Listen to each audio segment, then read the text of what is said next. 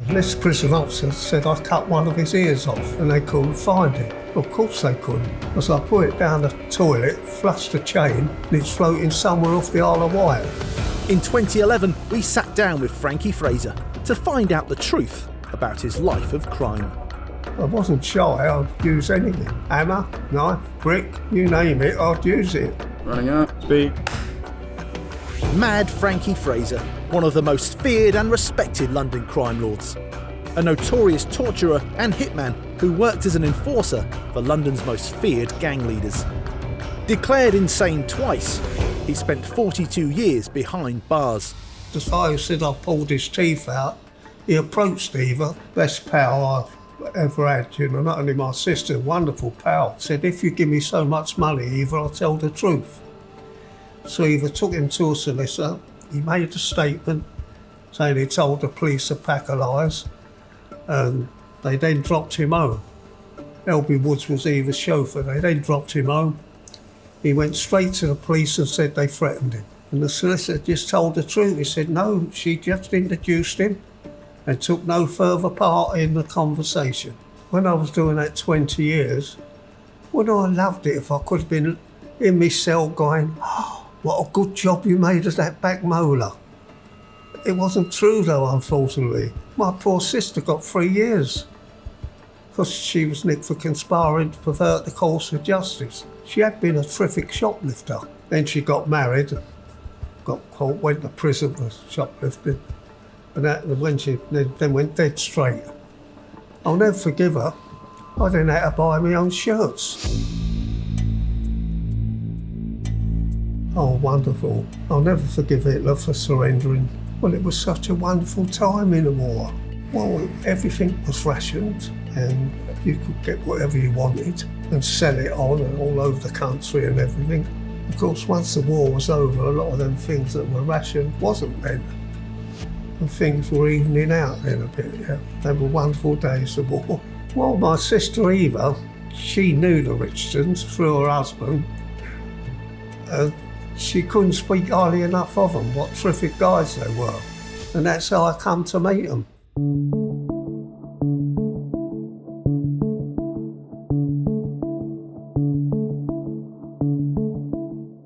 Well, they're in the scrap metal business and car business and everything. You name it, they were in it. They'd have a go at anything. You couldn't wish to meet two more hard-working guys. They were really good. Not all honest, but nowhere near that people think, or as the police or the authorities made them out to be. No, nowhere near that.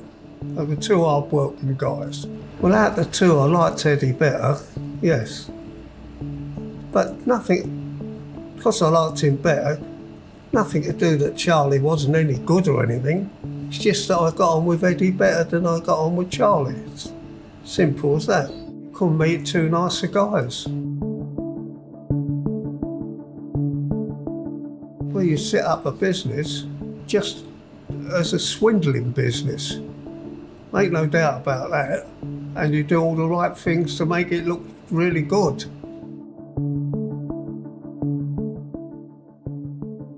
And then when the swindling was going very well, everyone was happy.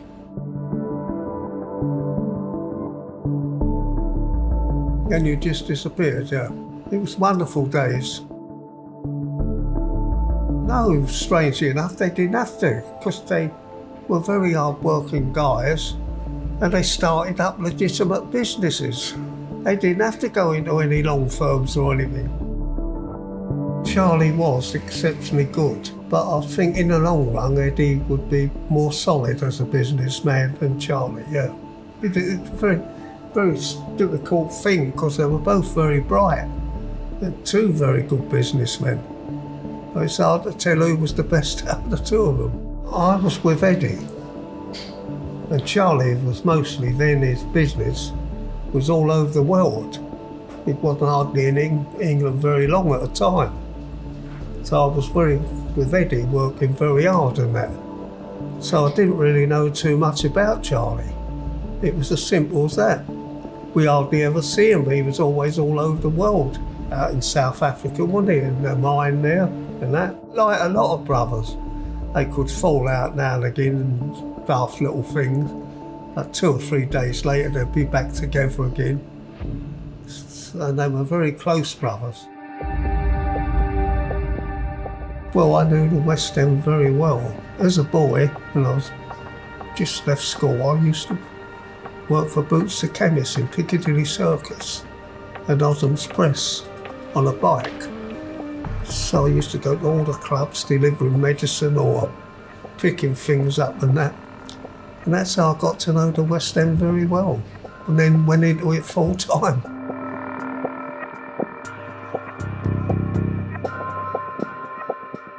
Well, you knew exactly them that wasn't doing very good. You just pumped money into it and got a share in it and then went all the way.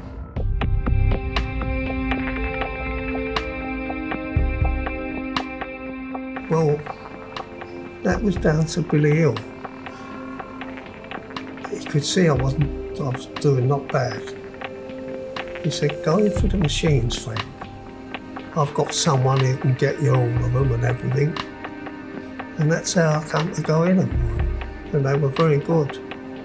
Especially then, you know, not long after the war and all that. It was good.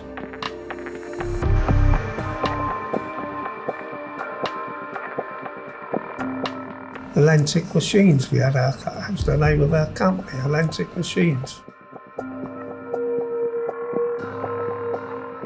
Oh, of course there was, yeah, but the clubs were happy to have our machines in, our one-armed bandits, because they knew if anybody started mucking about with our machines, they would soon be round there to, you know, see it didn't happen again or anything like that. We were really 2 hard-working, straight guys. As simple as that, yeah.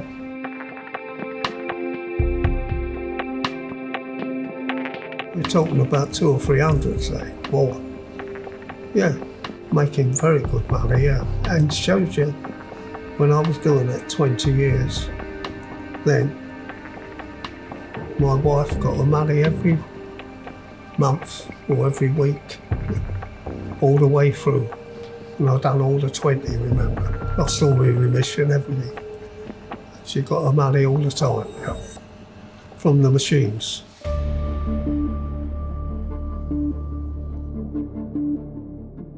I'd just come out of prison, and my sister told me what terrific guys they were, where they'd helped her husband get a job or something, and she introduced me to them. They used to fetch my sister to visit me in prisons all over the country. And she couldn't speak highly enough of them, what absolute gentlemen they were, and I liked them, yeah. So you've got to remember I was 10 years or more older than them. And I'd drink with their father, this is during the war, of that. And pubs then used to shut at 3 o'clock in the afternoon and open about 6 or 7 in the evening. Well, when the pubs shut at 3 o'clock in the afternoon, you'd normally go to an afternoon club or go for something to eat. And sometimes I'll go home with their father, Reggie and Ronnie's dad, and have a meal. And they were back from evacuation. And they used to call me Uncle Frank. Years later, we had a good laugh about it. Uncle Frank? We had a great laugh about it, yeah. So I knew them in that sense more than I knew the Richardsons, like that. Well, just so happened another little gang was in there and they were looking for trouble and they sort of went for us. And naturally that was their mistake. We went for them then. I was lucky, I got injured and won the fight. He was unlucky, he lost. Terrific, that's when I was nicked for murder, innit? I was lucky, I was the only one nicked for murder, no one else. The jury retired. The hours went by. Cell doors unlocked under the Old Bailey. Jury back. Remember, it found guilty then when I'd have been hung. Jury back up them 12 steps into court number 1. Clerk of the court, Mr. Foreman, have you reached a decision on count 1 murder? Yes, sir. Is that the verdict of you one and all? Yes, sir. What is that verdict on count 1 murder? Guilty or not guilty? As the foreman went, "Not guilty," sort of winked, I winked back. We went to the same school together and played in the same football team. What a bit of luck, wasn't it? Yeah, what a bit of luck. Well, I got caught.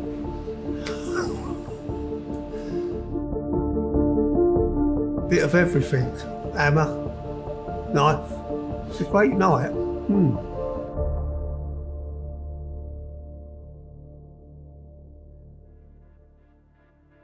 George Cornell, he grew up with the Kray twins.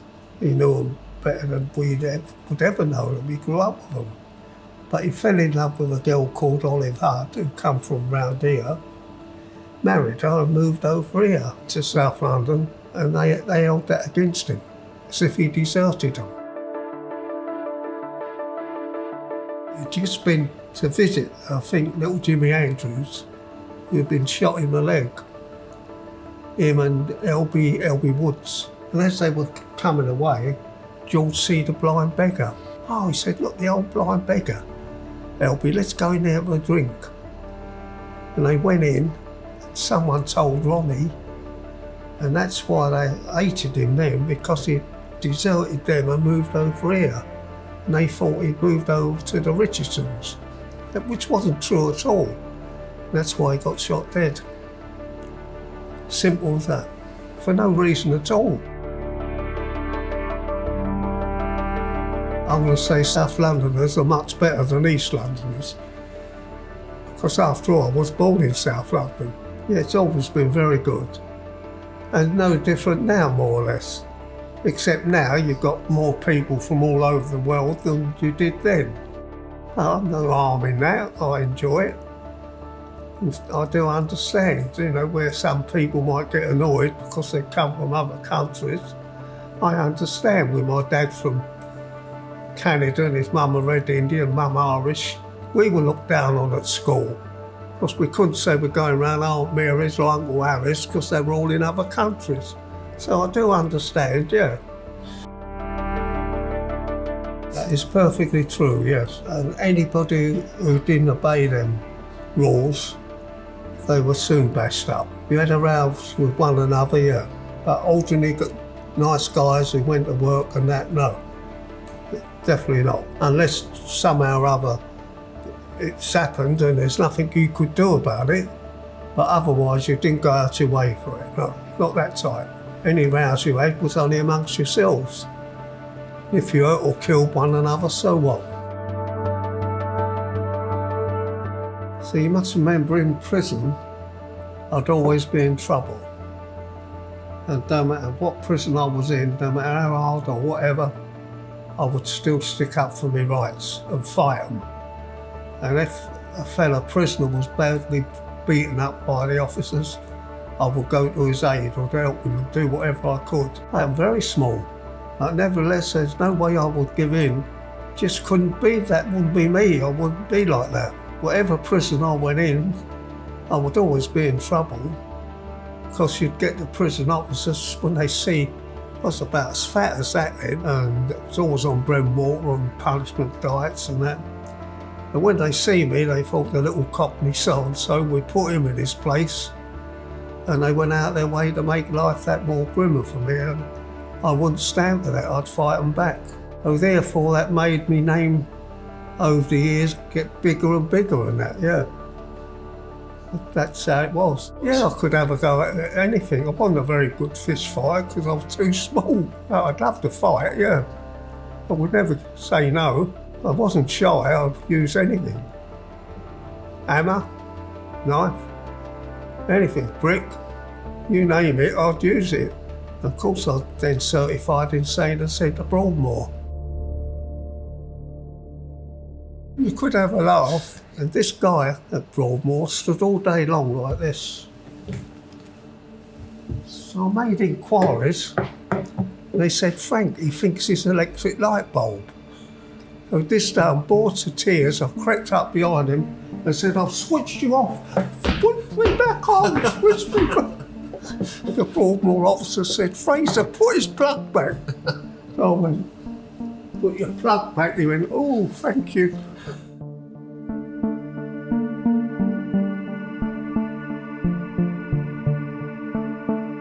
Well, it was completely not like a trial should be, to be honest. Any good points you were coming up with, the judge was doing his best to knock them down. Not like the prosecuting counsel doing his best, the judge himself. It was ridiculous. You've got to remember, Charlie and Eddie had hardly ever been in, well, Eddie had hardly ever been in trouble in his life. And Charlie, I think, had only been to prison once, about 6 months. So really, they knew nothing about courts or anything. And they used to ask me how it was going. Though they could see it was going very bad, but they just asked me, well, what do you think, Frank? And I just had to tell them the truth. It looks very bad. Charlie and Eddie, I really felt sorry for them. Because they were two very hard-working fellas. You know, they run a straight business and everything. And all of a sudden they're nicked for a lot of it that was completely rubbish. Completely. They wouldn't have got away with it today. No way. And they got all that time when they were the most honest guys you could ever come across. They worked hard and everything. Looking back now, it's incredible. Went to prison for all them years. Well, I was already doing 5 years, wasn't I? When I was nicked for murder, but got found not guilty of murder, but guilty of some minor charge I got 5 years on. So I was doing 5 years when I was nicked with Charlie and Eddie. I got another 20 then. No, another 15. Then another 5 for leading the riot at Parkhurst Prison.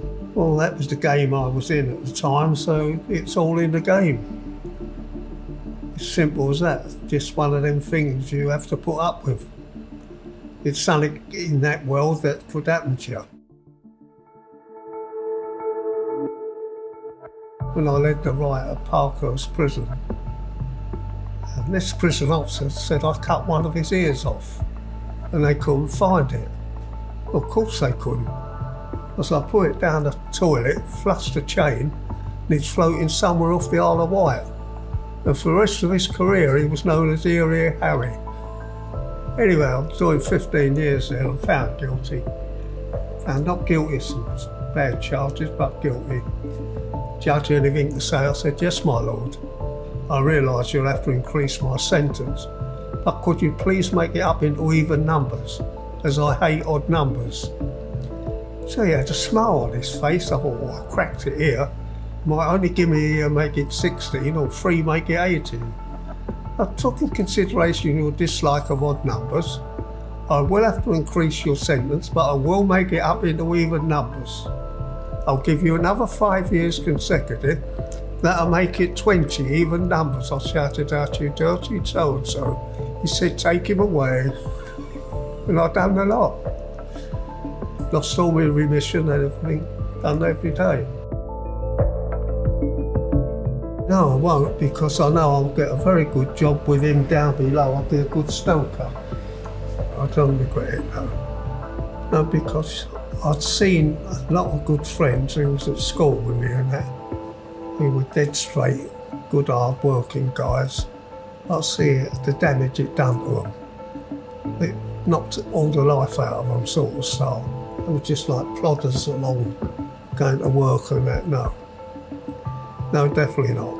I know it sounds strange to someone who works hard and everything, but that's how I see it anyway. No regrets, no. Except one. Surely you know what that is. Getting caught.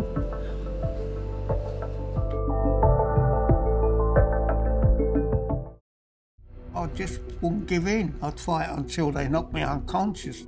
In 2012, we interviewed ex-gangster Frankie Fraser. But I was a bad advert for crime. I kept getting caught. I was always in and out of prison. Dubbed Britain's most dangerous man by 2 Home Secretaries, he spent nearly half his life in prison. You name it, we nicked it.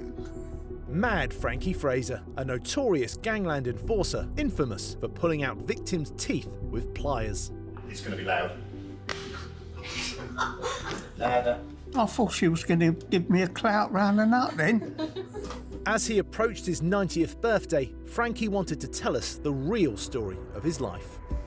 My father was the most honest man I've ever come across. He was born in Canada and his mother was a Red Indian. He was in like the Merchant Navy, American Navy, and in the First World War, come over on a convoy, met Mum. They fell in love and got married and that. Two of the most honest, hard-working, lovely people you could ever wish to meet. They let me down though. They were dead straight. They never ever got a conviction for crime. Dad worked very hard for Stuart Surridge. Very famous, make all into sports today, very famous firm, Stuart Surridge. One of their grandsons was captain of Surrey cricket team and that, you know, they were very famous. But Dad worked for them and he was the most honest man I've ever come across. Never done a day in prison. Though they both worked very hard, Mum and Dad, but they didn't get paid money then like they did today. No union power then. And my mother's brother, my uncle, he was in the First World War, he was an hero.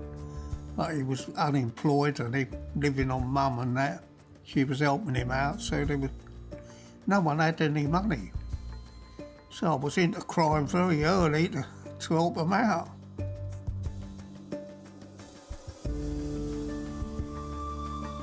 I was captain of the football team and boxing and that, yeah. She thought it was wonderful them days. But that was the hard thing. Dad knew nothing about football or anything. Being born in the backwoods of Canada and Mum a Red Indian, he knew nothing about like sport like that. And Mum, she never knew much, no television them days or anything. So, you know, we done the best we could ourselves to get into sport and that, yeah. We played football in the streets then. Well, the community was very good, very hard-working people and that. They were very good in that way and they did help you if they could, yeah. But most honest people you've ever come across, yeah. Well, of course, you always had fights then, yeah. That's how it was, that was the life then, yeah. It was great fun, you know, you look forward to the fights. She was not only my wonderful sister, my best pal. She was terrific. You couldn't have a better sister, yeah. She was a bit older than me, nearly 2 years older, say. But she was wonderful. We were the two rascals of the family. Eva Fraser was a member of the 40 Thieves, an all-female gang who stole from department stores across Britain. Grew up to be a top oyster, didn't she? A top shoplifter. And as I was growing up, I never had to buy a shirt. Eva made sure she nicked them for me. All the top shops, she done it in style, Eva, yeah. She was very good. She wasn't some petty little tuck-me-halfpenny oyster. She done it in good style, yeah. She was terrific.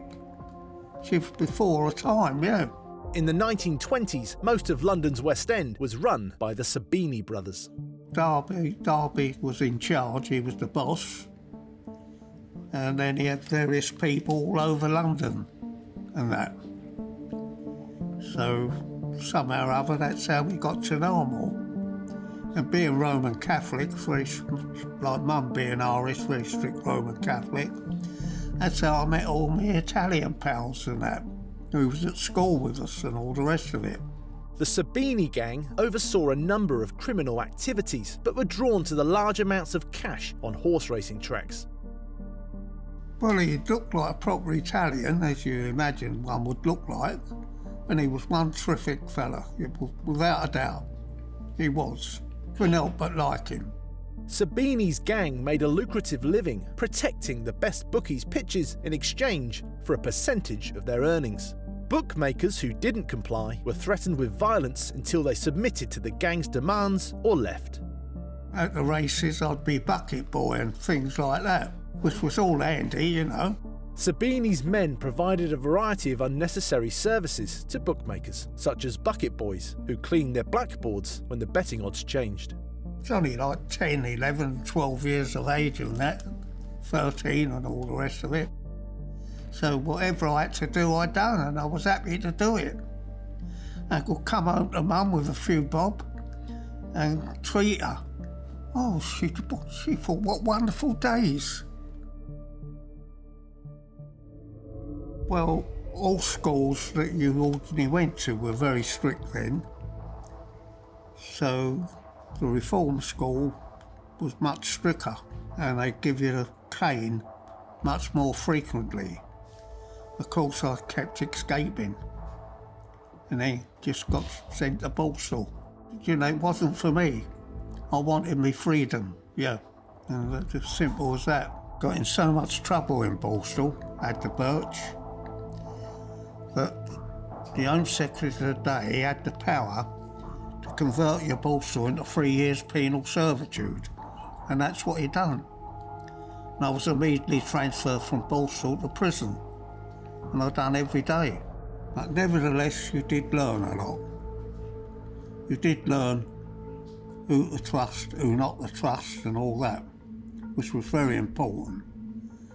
And that's why it was a very wonderful experience, being in prison during the war. Got to remember, in 1942, prison was so strict that when you assaulted one of the staff, that was your death knell in a way. They done everything then to keep you right down, and that's what happened to me. And I certainly wouldn't stand for it. I kept rebelling against it. I won't be bullied by them. You'd fight back, and that's how it was. And you can see how small I am. Imagine then I was about as fat as that, and they'd think, look at the little cockney so-and-so, we'll put him in his place, and I'd fight them back. Simple as that.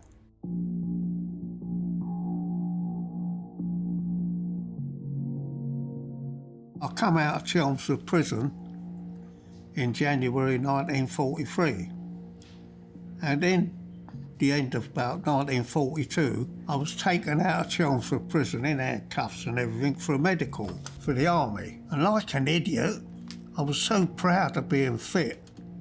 But if I'd have told the truth, when I was 5 years of age, I was knocked down by a lorry, got a fractured skull, and then when I was about 13 or 14, I got a crash of heads, concussion, loss of memory and everything. And if I'd have said all this in me medical, I'd have been unfit for military service. But I was so proud of being fit. Of course I was passed fit for military service. I'd only been home about a week, and my papers come to go in the army. Mum said, oh look. I said, put them on the fire. I slung them on the fire. I never answered it, did I? Because that wouldn't have been my game.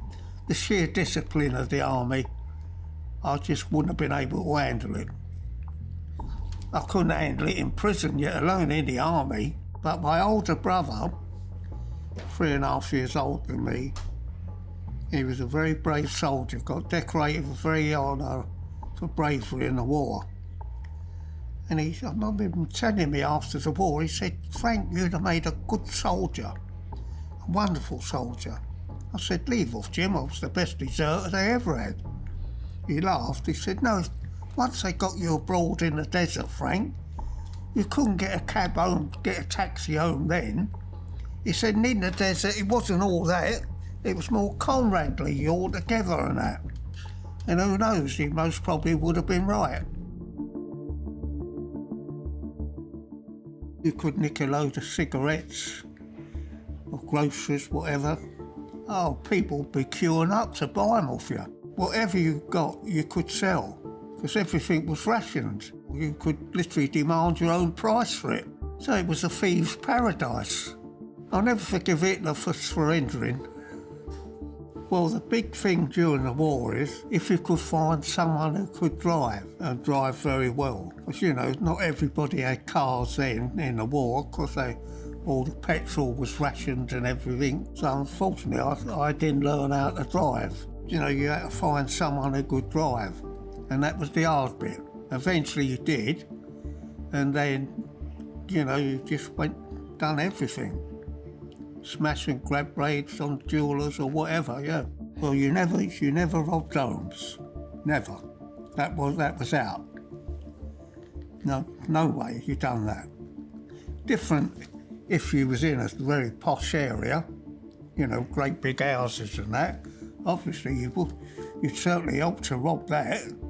But the ordinary, like ordinary people, hard working and whatever you would, no way. No way, you wouldn't dare do that. You know, your instincts wouldn't let you do that. There was that bit of loyalty, in a sense of the word, loyalty to everyone. Because in case a bomb dropped and you could help someone, you'd be only too pleased to do it. Well, during the war, of course, Billy Hill was one of the top men. Billy Hill was dubbed the boss of Britain's underworld. I'd got in so much trouble at Chelmsford Prison that the governor eventually gave me a very good job by prison standards. And that's how I got to know Billy Hill well, through my job, like. And it was a wonderful experience. He was the boss of all bosses, a wonderful thief and all. Very good. Always before his time, very good. And the great train robbers, when I was in prison with all of them, I said, why didn't you put Bill in it? They said, we thought about it, Frank, but we knew if we had done, he'd have wanted the lion's share. I said, true, he would have. But before you'd done that robbery, he'd have made sure every one of you had a cast iron alibi before you'd done the robbery. And I had to agree, yeah. Frankie became a bodyguard and enforcer for Billy Hill. He was involved in everything, Bill. So you got involved in everything with him.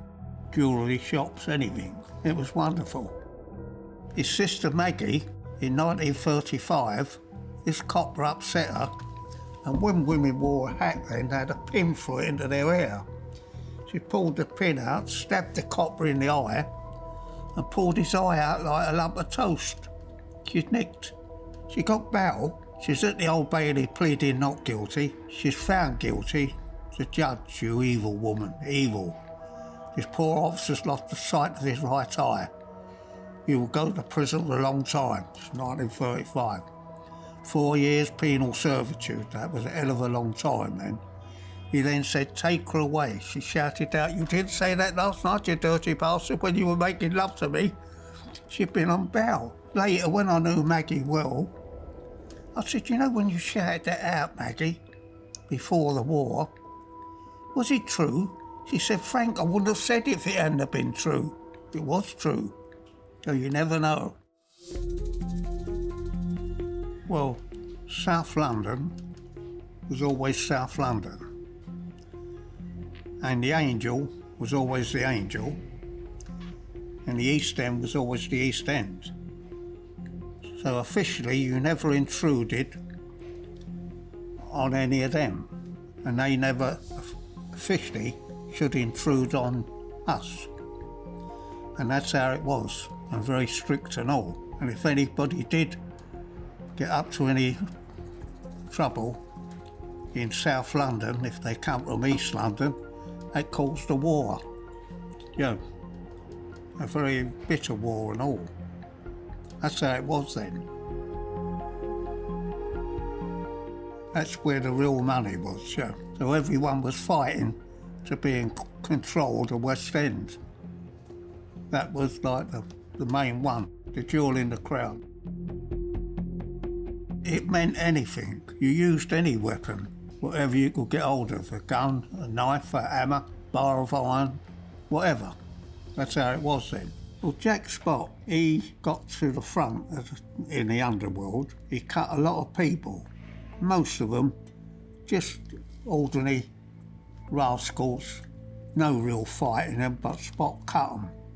And of course that kept putting him up in the air. And this day when he decided on Italian Albert, who was like one of the top men in London, and he decided on cutting Albert. And that was the mistake he made. Albert fought him back. Of course they both got nicked, you know, fighting in the West End of London, and both found not guilty in separate trials. That's why it was called the fight that never was, because they were both found not guilty. But then Spot he had broke the rules of the Underworld and he had to go. And so I cut him. Jack Spott had been Billy Hill's business partner, but the pair became rivals. Billy Hill and that made a decision, and then you just obeyed that decision. Spot had to be done, and it was just, he's got to go, Frank, and that's it. Jack Spott went to the police, claiming that he and his wife were attacked by multiple armed men, including Billy Hill's bodyguards Frankie Fraser and Bobby Warren, and Gangland boss Battles Rossi. I mean, no one knew then that he would nick us. As Billy Hill never ever dreamt that Spot would nick us going to the police, no. He didn't like him, but he didn't think he'd be that wicked. Because in our world, to go to the police and say someone hit you with an hammer or something, that wasn't allowed. You never done that. A celebrity trial like that then was a very big thing, very big. And so police escorts and everything, even the army guarding the coach you being taken to court in and all that.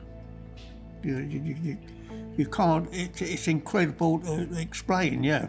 Well, that's the game you was in. If you're unlucky to get caught, if you're innocent or guilty, that's all in the game. And you just somehow live up to it and put your chin up in the air and just plead not guilty and fight them the best you can. Bobby Warren, who got 7 years with me at the Old Bailey, was as innocent as you, absolutely innocent. And Battles Rossi, who's passed away now, but he was head of the mafia in this country, he also was innocent, and Jack Spott swore his life away and he got 4 years.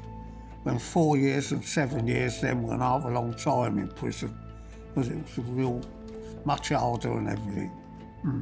You don't get them things. Jack Spott swore their life away. It hurts me even now when I think about it. Frankie Fraser died on the 26th of November 2014. He was 90 years old. I'm frightened of nothing and no one, and many prison governors will agree with that. In 2009, we interviewed Mad Frankie Fraser. Well, after being certified insane 3 times, I can't expect to be called sane Frankie Fraser, can I? Frankie was 86 years old, had spent almost half of his life in prison, and outlived nearly all of London's East End gangland. I don't recommend anybody else to do 42 years and then they can wind up looking like me anyway.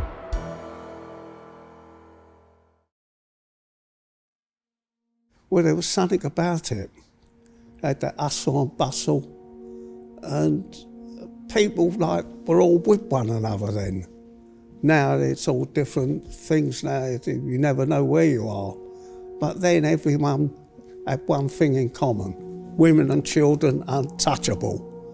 All the nice guys who went to work untouchable. And everyone stuck to them things, which was wonderful. A woman knew she could go out and come home late at night, and no one would mug her or anything like that, nothing like that. And people thought the world of them things.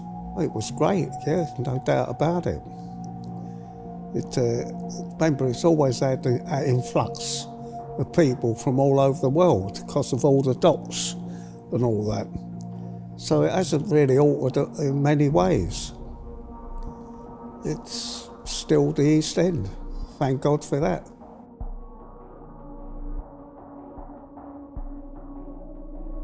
There was no problem really. There's always a bit of rivalry, like any football teams, same thing, isn't it? Nothing that couldn't be solved. And there's nothing like a bit of gang warfare now and again anyway to liven things up.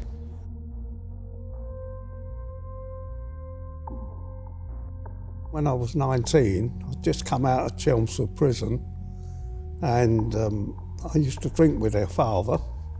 This during the war, right? And sometimes when the pubs used to shut at 3 o'clock in the afternoon, we'd normally go to a club. Or sometimes I'd go home with their dad and have a meal. Well, they were 9 years of age. They used to call me Uncle Frank. Years later, we had a good laugh about it, yeah.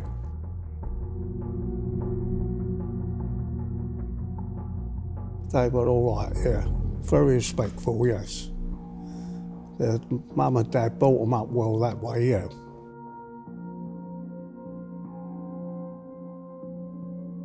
Well, she's a typical lovely mum, as mums should be. She worshipped them, and so she should, because they were two terrific guys. She was their hero, the lovely lady and all.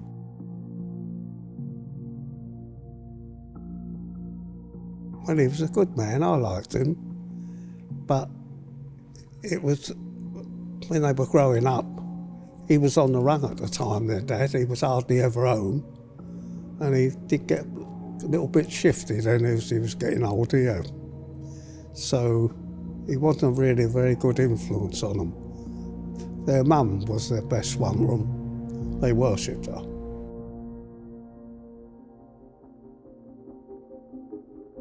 They're two good boxers and growing up and that, looking after themselves. So they were very popular in the East End, very popular. And quite rightly, because they had a lot of good ways about them. If people were behind with their rent, they would pay it for them. They'd done a lot of good things, yes.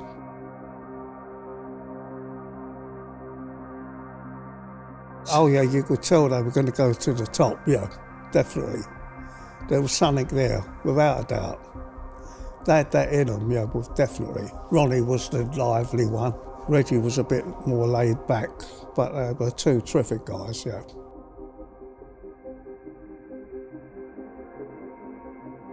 Yeah, they were. Why they shouldn't ought to be, though, because you couldn't meet two nicer guys. The same my sister Eva, I used to fetch her to visit me in prisons all over the country. She couldn't speak highly enough of them, quite rightly, for that. Absolute gentlemen.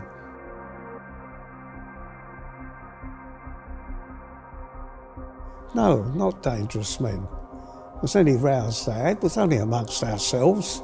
And if we hurt or killed one another, so what? Ordinary nice guys like yourself and women untouchable.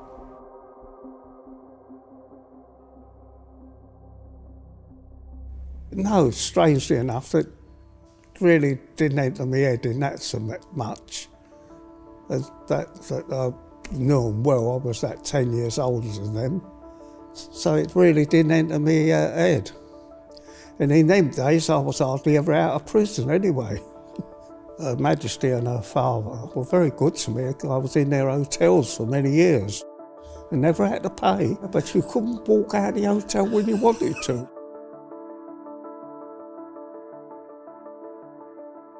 Yes, of course they did, but I say, well, I'll think about it. But then I went with the Richardsons and told them, and they were quite okay about it. I said, yeah, they're nice fellas, Frank. Simple as that.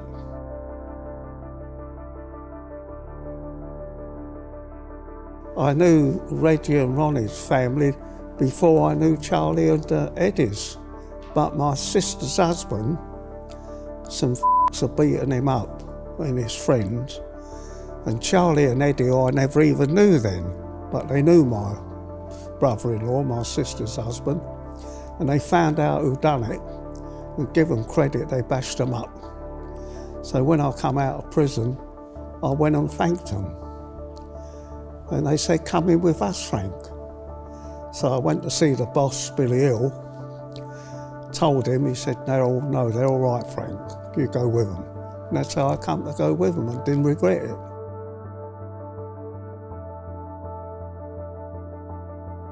They were two terrific guys, Charlie and Eddie, yeah. Very intelligent. Miles in front of Reggie and Ronnie, like with intelligence and that. But Reggie and Ronnie had the other part, they were very genuine, very genuine. They're both very good boxers and not violent, only if someone upset them, yeah, then they could be like anyone else. You couldn't, two nicer guys. And people who was behind with their rent, they would go and pay them, Charlie and Eddie pay their rent for them and that. People worshipped them, and quite rightly.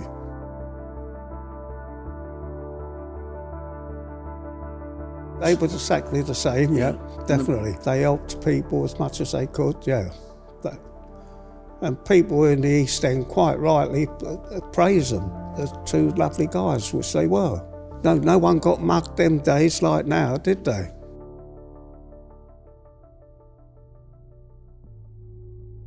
Well, that was their way of looking at it, and that was good. And I, vice versa. I had the greatest respect for them. And, I give evidence for them in their defence, didn't I? And shook hands with them in the dock. As they take me back to the cells, said, God bless you boys, everyone knows you're innocent and you'll be acquitted. Looking at the jury as I said it didn't work though.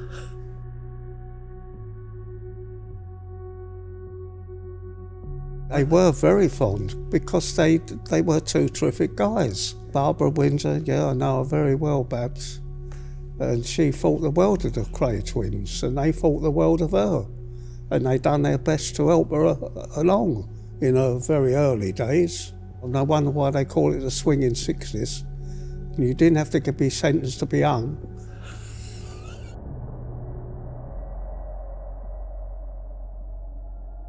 He was, yeah, definitely.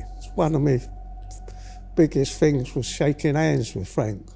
The Mafia introduced us, and his birthday was, his real name, like mine, is Francis. And our birthdays were literally on the same day in December, the 13th. I think Frank's the 12th. And that made us sort of closer.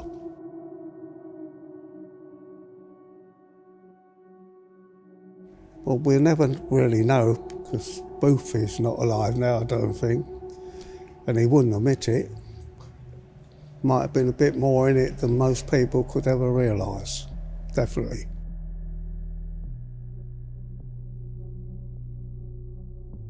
Yes, definitely, yeah. They'd had quite a few in their pocket, yeah, without a doubt.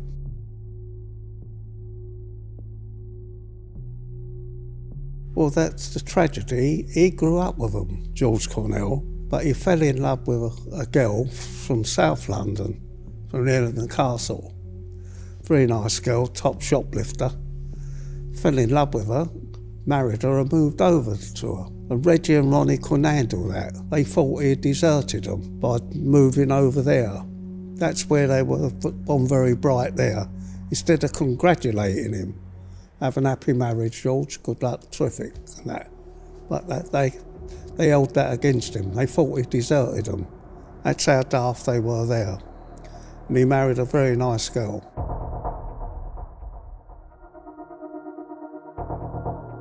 Many years ago in prison, Jack the Hat, as he was known, he had a fair fight with a prison officer.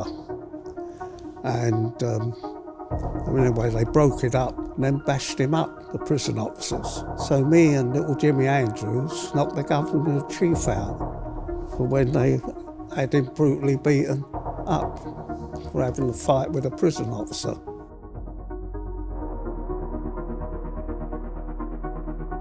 By then, Jack the Hat had got out of hand.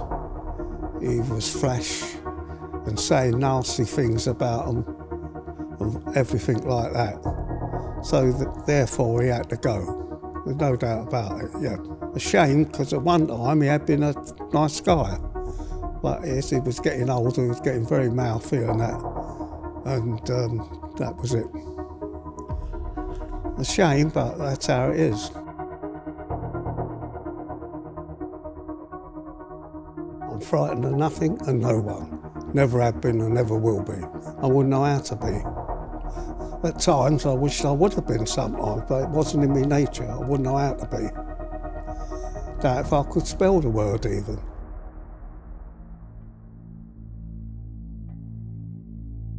There was no mercy from me, no.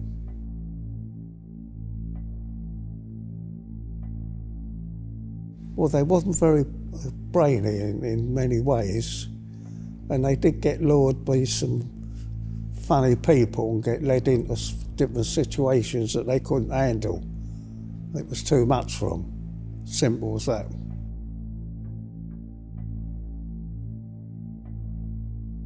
I think the law was very unfair to them. Very unfair. Ordinary nice people like yourself, untouchable. And any rows they had was only amongst people like themselves. So that's how it was. I liked them very much. They were two terrific guys.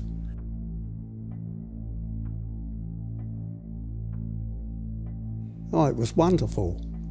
This one prison officer said I cut one of his ears off and they couldn't find it. Well, of course they couldn't. I put it down the toilet, flushed the chain, and it's floating somewhere off the Isle of Wight. And the rest of his career he was known as Ear Harry. Anyway, I nicked outside, about 5 of us with the ringleaders, took us to the assizes, as they called the courts that days. I'm found guilty. The judge anything to say before I passed sentence. I was doing 15 years. I said, yes, my lord, I realise you'll have to increase my sentence. Could you please make it up into even numbers, as I hate odd numbers? So he had a smile on his face. I thought, oh, you cracked it here, friend. You might only give you a year, make it 16, or 3, make it 18. I took in consideration your dislike of odd numbers, and obviously I will have to increase it, but I will make it up into even numbers. I'll give you another 5 years consecutive, that'll make it 20 even numbers. I shouted out, you dirty so-and-so. He said, take him away. And I done the 20, I was very greedy. The 20, didn't I? Lost all my remission.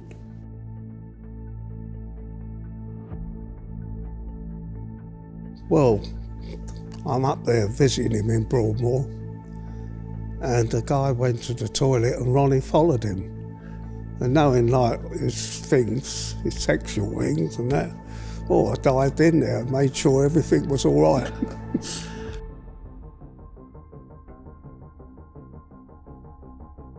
Well, I don't smoke, do I, or anything like that. Drugs is not my scene or anything like that. No, I don't go off about anybody else. There's guys who used to get smuggled in, like the old cannabis, to smoke in the nick. It didn't do anyone any harm, so good luck to them. But I say, I don't even smoke. I wouldn't know how to. So I've certainly done more bread and water than any man alive. They don't have it in prison now. You know, they got bread and water if you abused any of the rules and regulations and that. And so, you know, I've had a tough life. So how can you give an answer to it?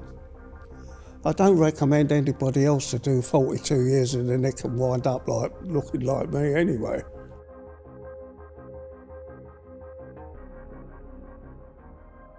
He was such a good guy. He always said to give me his best regards to my sister and that, because they got on marvellous with her and she got on marvellous with them.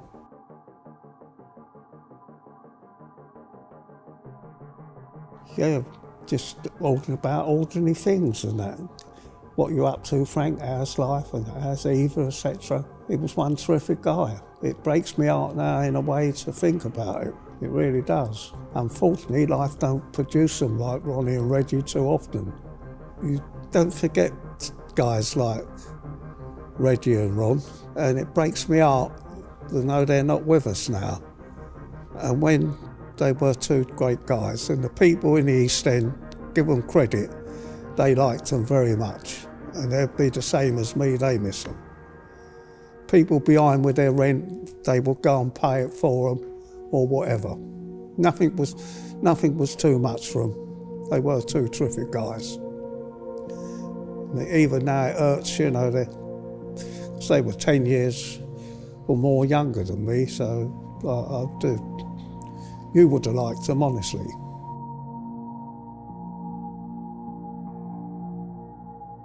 Well, I'd agree with that 100%. Definitely a much safer place.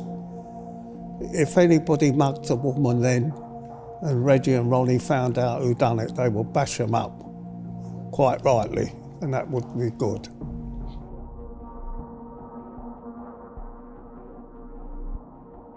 Well, they left behind that many people would have loved them to still be alive.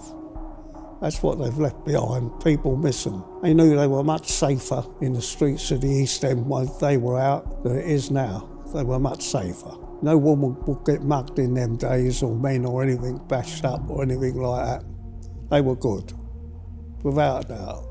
Well, in fact, they didn't need the police when Reggie and Ronnie was out, because Reggie and Ronnie made sure that no one got hurt or anything. Any rows they had was only amongst ourselves, and if we hurt or killed one another, so what?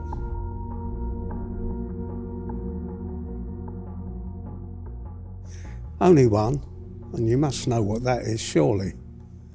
Getting caught. Frankie Fraser died on the 26th of November 2014. He was 90 years old. Originally, it was about money for him. It's always about money for people like us. It's not just about prestige, it's money. Money is the ultimate goal. In 2012, we interviewed David Fraser, son of the notorious Mad Frankie Fraser. I can remember my mum getting pistol whipped by police officers. They come up there, the uniforms, and they pistol whipped her. I can remember that. A respected former London gangster in his own right, David's upbringing was littered with crime, prison sentences, and his father's stories of the London underworld. We interviewed David about his childhood and the time he spent with his dad, Frankie. My first early memories was the parties that we used to have around our house when we were kids in Mason Street, where we come from. I can remember my dad, and he used to tease me about dancing, the usual thing that everyone used to give you money and treat you. Obviously, it's giving you money and giving you presents. You tend to remember them things more so than everything else. I can remember the loneliness and the sadness when my father wasn't there. I can always remember that. And obviously the later years, I realised he was in and out of prison. And that's my early memories of him. During his early childhood, David Fraser grew up with his parents and siblings at their home on Mason Street in Walworth. Mason Street was a very working class area. There was no cars in the street. We made bonfires in the street. We played in the street. We done everything in the street, and all the doors were literally open all the time. And we lived on the 3rd floor. I can remember that we had one toilet between two families. And I can always remember my mother and even my father don't light any matches because we was on the top floor, and we was always concerned about fires. Obviously, being children at the top, we would have been doomed if there was a fire. On the 8th of March 1966, Richard "Dickie" Hart was shot and killed in a fight at Mr Smith's nightclub in Catford. I actually went in to Mr Smith's about a couple of months previous with a guy he's a boxing promoter now, or a boxing matchmaker, and we went in there and we gambled in there because in them days you could literally walk off the street. It's very exciting. And I heard rumours that my dad was involved in it in somewhere along the line. I think Mr Smith's was the downfall of everyone, because after Mr Smith's everything was very different for everyone. What happened in Mr Smith's was the end of the show for everyone. I mean, my father, and it was a drunken row basically, and that ended it, Mr Smith's. From there onwards, it was a downward thing for my father because he got a 5-year sentence there. In 1967, the Richardson gang went to trial over their supposed use of violence to maintain control over South London's criminal underworld. When the Mr Smith things happened, it was the establishment went, how comes these people have got this amount of money? Where did these people come from? And them days of gambling, and plus they had the casinos as well, up and down the country. In them days, you could walk off the street and gamble. Well, you imagine the establishment didn't really want that, the people at the very top. They wanted restrictions on it, but so it settled, so it went into their pocket. And Mr Smith was a blinding opportunity, because after that, all the rules changed. Then you had to be a member. You had to be a member for 3 months or 6 months before you was allowed to gamble. And they decided to investigate what the so-called torture trial. And then he was given another 10 years. And I was actually in a Borstal when he actually got that 10 years. And I wound up having a fight with someone who was taking a mickey out of him getting the 10 years. And I wound up bashing the kid for it. But funny enough, the guy with me who helped me bash him was Lenny McLean, who become like a sort of a gangster. So so it was all like sons or nephews of people who were like gangsters or would-be gangsters or whatever. The so-called torture trial was mainly focused on prominent figures of the Richardson gang. It was a shame, but my dad said to Charlie, listen, Charlie, what can I do? I'm not the one who's giving evidence for you, against you in this way. They are, what can I say? They're the ones who's dictating this trial. and the newspapers took over. They made him the gang boss. They named the trial the torture trial when they was arrested on demanding money with menace, which comes under the Theft Act. So there wasn't that much violence if you're charged with that. 25 years, you know, it's incredible amount of bird he got there. But from my father and Eddie's position, they got 10 years for the demanding money with menace, 5 years for the fray. Then Mr. Smith's 10 years, and then my father got the 5 years for the riot. Similar to his father, David spent a significant portion of his life behind bars. I had my few little days when I was away. I was involved in the tear-ups that was at the time, but the main mission of prison sentences is getting home as soon as possible. When you're in jail, you meet a lot of people, and you find in people you meet who become your friends, obviously, but they know family who would know your family. It was all families. Families must know other families, otherwise you don't go and work with them. That's the golden rule. You must know someone who knows someone. You do make mistakes sometimes because even amongst the fold you're going to get a bad one, but it's very rare. They're usually out the circle are basically bad, but someone's pulled them into the circle and said I know them and guarantee that they're good guys, but they turn out to be bad guys. But the prisons are basically breeding grounds of meeting up with people and for future things. And that's where my way of life, that's how it was for me, and especially with my name of Fraser. My father was quite famous in our world. It was always, he's one of the family, and there was quite a few families in London, big families at the time. And it was classed as being a face, if that means anything. It didn't mean anything for me at the time, but it was, he's a face, you know. I even know at that young age, because he's a member of that family, so people expected you to behave as a member of that family. You had to be staunch, obviously, fight like hell, whatever. Not that I say that I could, but the fact is it was sort of looked upon. And plus you was in a gang, because most kids were in a gangs or one form of sort of a gang. But in my eyes, it was all about money, to make money. That's all I wanted to do, was to make money, to better myself. And to move on, you know, to move on in life, to better myself. Obviously, it don't always work out that way, but that was the goal at the end of the day. Originally, it was about money. Originally, it was about money for him. It's always about money for people like us. It's not just about prestige, it's money. Money is the ultimate goal if you're at it, if you're a thief, it's money. Even if you're a businessman, it's money. It's got to be money. Money turns the world round anyway. It's all about economics in one form or another. And it was about economics for us. We come from a poor area, poor people basically, although we had a little bit more than other people, because with the old man being a thief, we actually had a television and a radio and a record player all in one piece it was. I can always remember it. But it was the parties. I can always remember the parties at Mason Street. A rough area. It's funny, our meeting place was the Lyceum in the Strand, and it was a place where the start of the music system that was going on in Britain at the time, in the early 60s. And to go there, we met all kinds of people from different sides of the water. And it was a meeting place for all of us, for inner London people. When they would go to the Strand, and the girls, we would interact with the girls, who were the girls from different parts of the water. And that's how we all got to know each other. And eventually you might bump into them in Borstal or in prison. And that was the thing for us. It was the Strand, where we used to go. It was rock and roll and the twist and things like that. You know, it's quite exciting times for us as kids. But I look back with nice fond memories, and a lot of my friends who were there at that time have passed on or been shot or died for other reasons. But quite a few of them have been shot, sadly to say. Certified insane at Cane Hill Hospital in 1949, Frankie became known as Mad Frankie Fraser throughout the criminal underworld. It's not a name he give himself, it's a name they give him.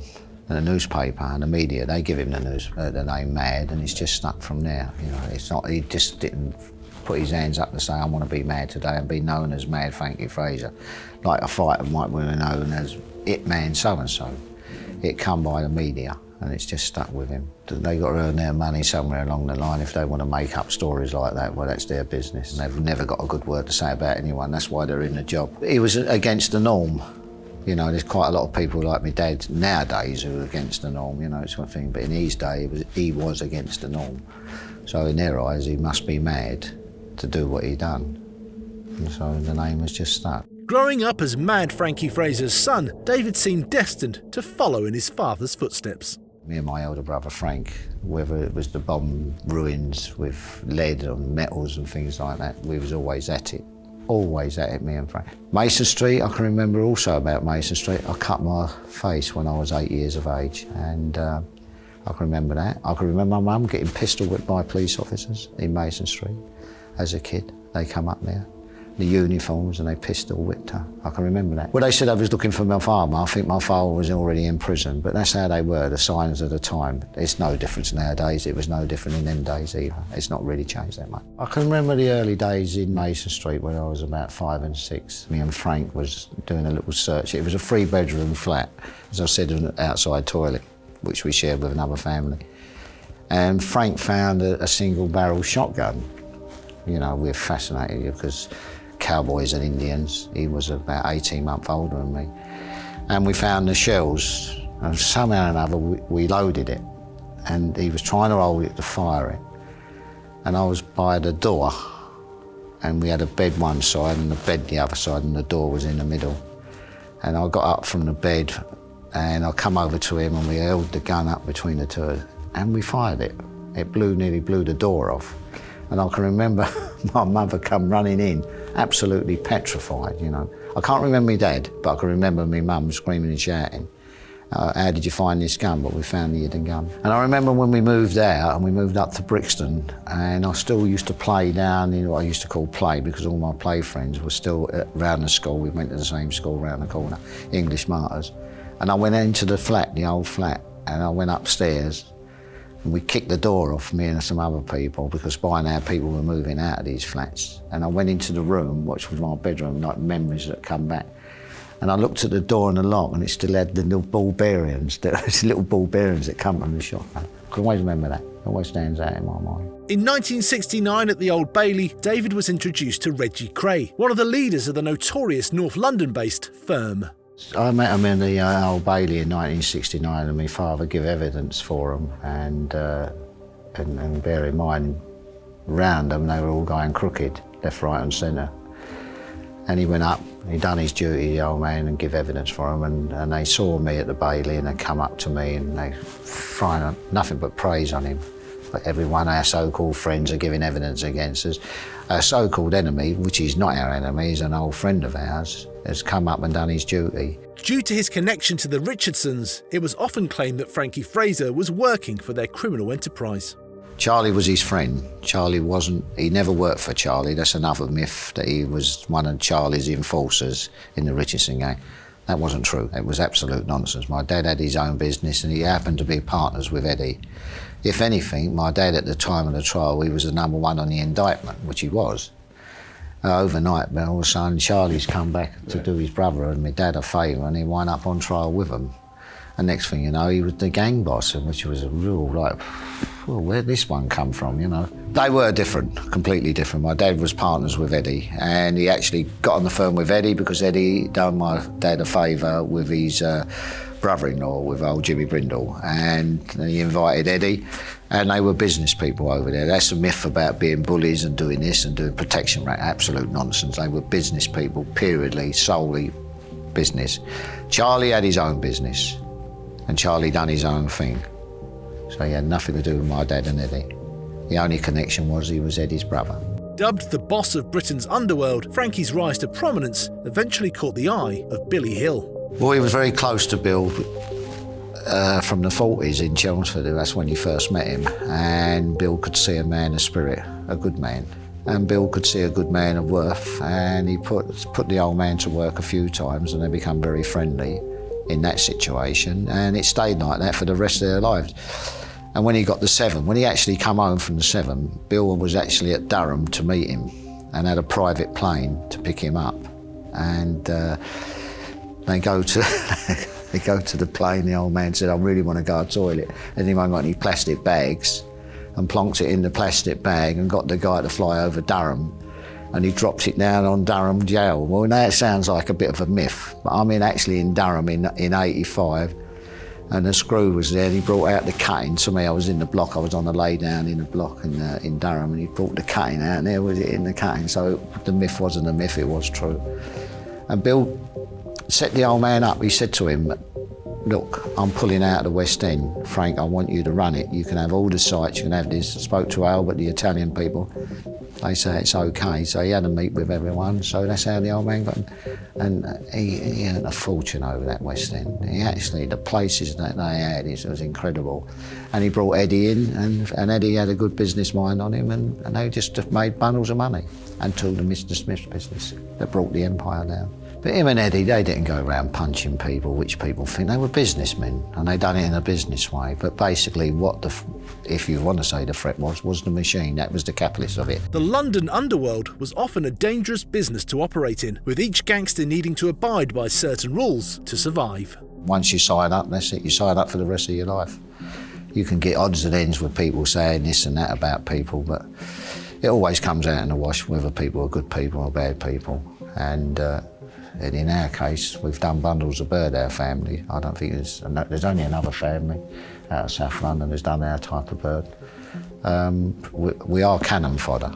We are cannon fodder to be arrested, but we know the rules. In October 1969, the Parkhurst prison riots occurred, with Frankie Fraser being a major ringleader. Well, they said he led it, but they said they made a beeline for your dad. He said, and they got it all prepared. He said we could hear the screams because it was a long corridor going down, and it was a gauntlet, and everyone went through the gauntlet. They were getting bashed with sticks. He said we could hear the screams. He said, and they left your dad to the last person to go down there. And he said, you can imagine what they'd done to him. He said, anyway, wound up with us at the hospital. We never saw him. You know, he had broken legs, this break, that break. And when they brought the evidence, the sticks were actually broken. These sticks were they were pickaxe handled, and they were broken. That's where they were hitting the prisoners. And the guys who weren't involved in the riot that stayed in their cells, they actually got a belting as well. So there was sheer hatred that was being, generated. They actually got a belting. They had nothing to do with the riot. They were in their cells, so they was opening their cells and doing them as well. If you was in the block, you got a clump. Everyone got a clump. I mean, that was really right up to the 1970s. But my dad got a bigger clump. As a prominent London gangster, Frankie's image in the media differed widely. Well, they missed as it happens. We was home, I was home at the time, and they missed. It was basically, but we allowed people to believe that they hit him. Well, you've seen him, can you see any scars on his face? It's just one of those stories that go around. I've read in a book that I had my ear all bit off or chopped off, like it's nonsense. And it was, in his case, it was nonsense. They missed. And in our world, you've got to expect, if you played by the sword, you've got to expect the sword as well. So, but in that case, they actually missed. But the popular belief that he got a bullet and he went through his mouth and come out the other side. Well, you've seen his face. He's got not one scar on his face. So especially if he must be Superman, and it must have just bounced off him. It wasn't kryptonite, that's for sure. I think that was by accident. That was by accident, not by design. And he became very popular. And he's quite good behind the camera. He speaks quite well as well, and he's quite amusing. And he doesn't take a backward step, which people like. And plus, he was of the old school. He only hurt them, but he never hurt those. He just took his money off of these people, but not off of them people. So he's become like a Robin Hood type of person.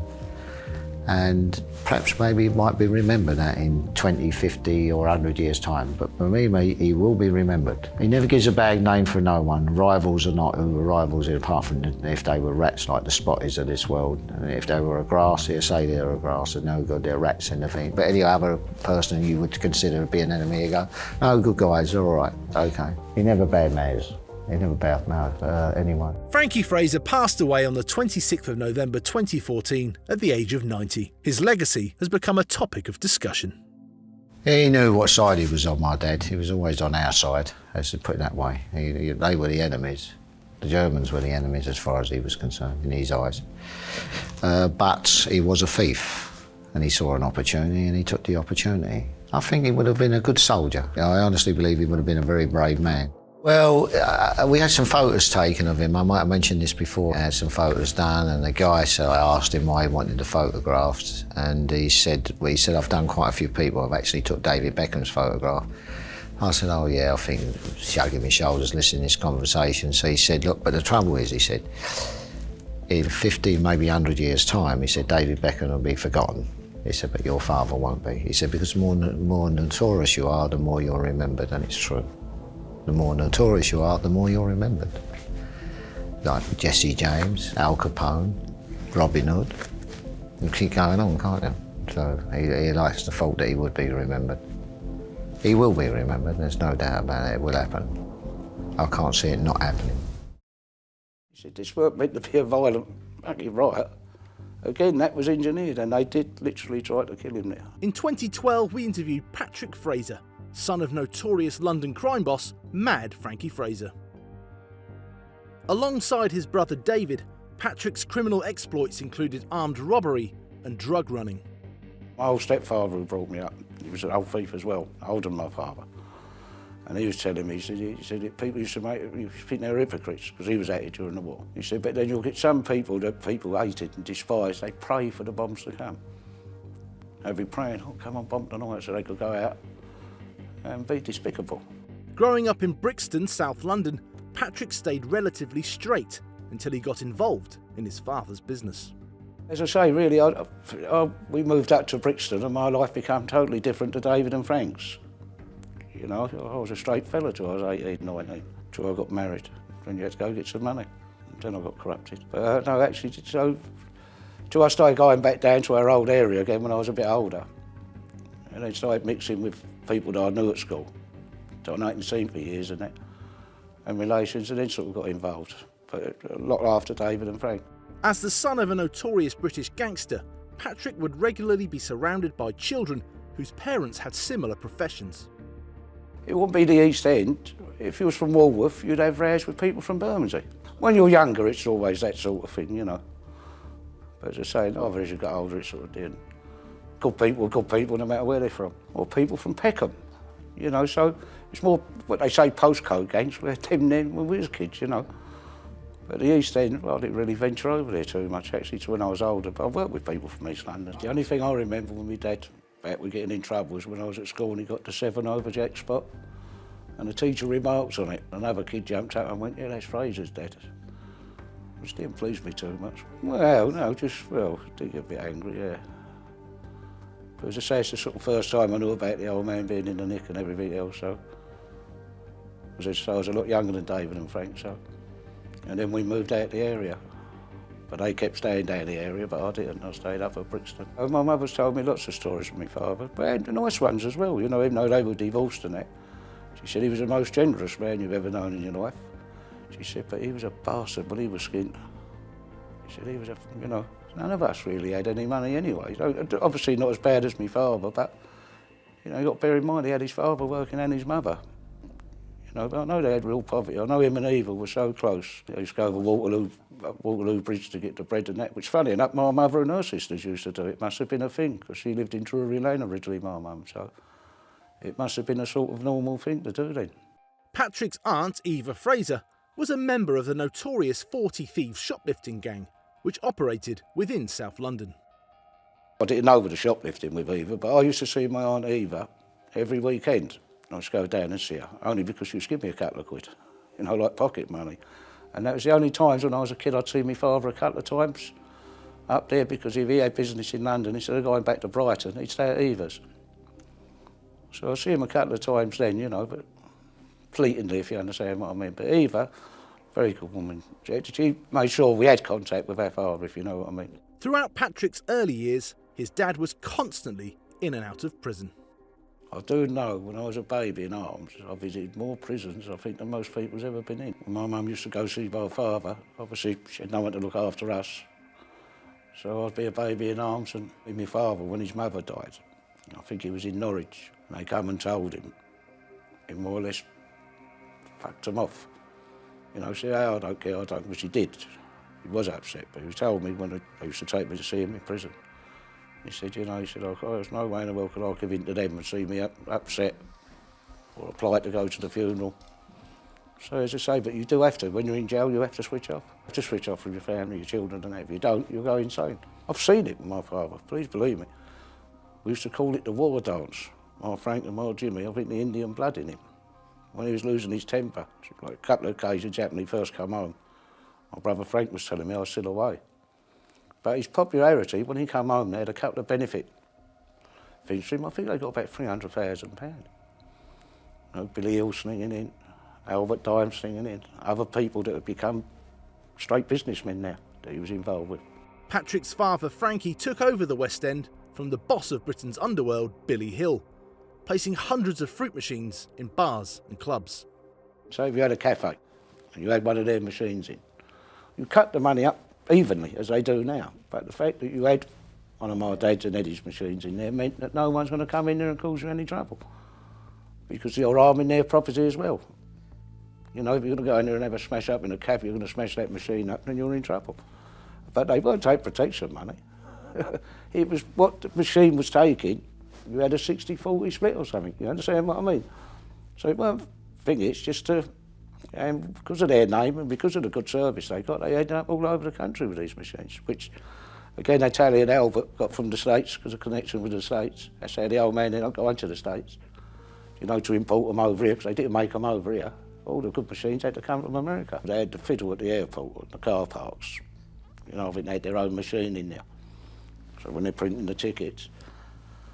And I think they did demand their whack, the old man. I don't think it was a gift to them, I think they demanded their whack, thank God. It must have been very painful for my father and all, because his brother was an absolutely straight man, worked at the post office for years. And I think when they got arrested, it must have hurt my father, you know, dearly. Good racket, the Bag of Nails club there, the old man. I know the Bag of Nails he had, because after he had it, the twins had it. I think every gangster in London at one time or the other had this club. They just used to hand it to each other, if you understand what I mean. Yeah, but he was involved with the Astor and that. And all the time while he was away, again, for 20 years, the fella he was with, I won't say who it was, but the fella he was partners with, paid him an Eddie for the whole 20 years. They got their money every month and paid him off when he came home and give him a lump of money. A right nice fella, and I met the fella. In the clubs now, you know, if you go to any pub now or anything else, you get doormen. Well, that's all my father and Eddie were doing. They were putting doormen on clubs, which now is legal. Then, well, it weren't legal, then you're demanding protection money. You know, I know the guy who was binding string fellas. They were terrible bullies over there. But what are they getting? Protection money. You know, that's all the old men. They had a contract, we're looking after this club. You pay us that, and they stopped the thingy. What they were doing just afterwards become legal, which is legal now, you know. All the porn merchants in the West End, what was his name, Humphreys and that, they wanted my father out, because my father cut Humphreys years ago. But he done him right across there, the old man, and Jimmy Essex done him and that. And all the people in that porn game were notorious grasses. Bernie Silver, and I think they wanted the old man that he had it. Even though the old man and that wouldn't have nothing to do with the porn. So I asked him once, he went, well, he said, we wouldn't have that before, that's... thing, he said, if I'd known now, if I'd known then what I know now, I would have took it with both hands, you know. But, you know, that weren't their thing, you know, like working women or anything like that, no. Frankie Fraser was one of the men found guilty of attacking Billy Hill's former crime partner, Jack Spott. It was all right him going round cutting people, bashing people up, but what happened with Italian Albert, you see Italian Albert at the races one day, and someone was half taking the piss out of him, Albert. My father said he was a nice man, Albert. He took no notice of it. You see that Jack Spott, I thought, well, I can hurt him, put myself a bit higher. Well, he come unstuck, because he took the knife off him, Albert, and cut him. The old man said to me, he said, well, that's when they decided he's got to go. He was a grass for years. He was working for the police for years. But once he got hurt, then he's a tumble. He can't go back because he ain't got the nerve to go back. Because if you get hurt, then you go back. He tried to cut Italian Albert because he thought Italian Albert was weak. Well, he come unstuck, Italian Albert took the tool off him, cut him. But both got not guilties. And then it was decided, well, we ain't having no more Spot. You know, I don't think he was a well-liked man anyway. I don't think my father ever liked him anyway. He never liked his wife and he never liked him. And I think my dad was on his own when he attacked him. But no way in the world did they dream that Jack Spott would have nicked him. Otherwise, he would have gone about it a different way. Well, he said to me, my dad, he said, you know, I would have run up open-faced and done him. They would have waited on him and... But as I say, they didn't expect that. But I think he come to the conclusion, my father, when we spoke about it, Jack Spott has been a police informer for a long time. Patrick had a number of stints in prison, but it was nothing compared to his dad, who spent 42 years behind bars. I still find it amazing. When I see my father the first time in years, in Wandsworth, in the block in Wandsworth, I've just got 11 years.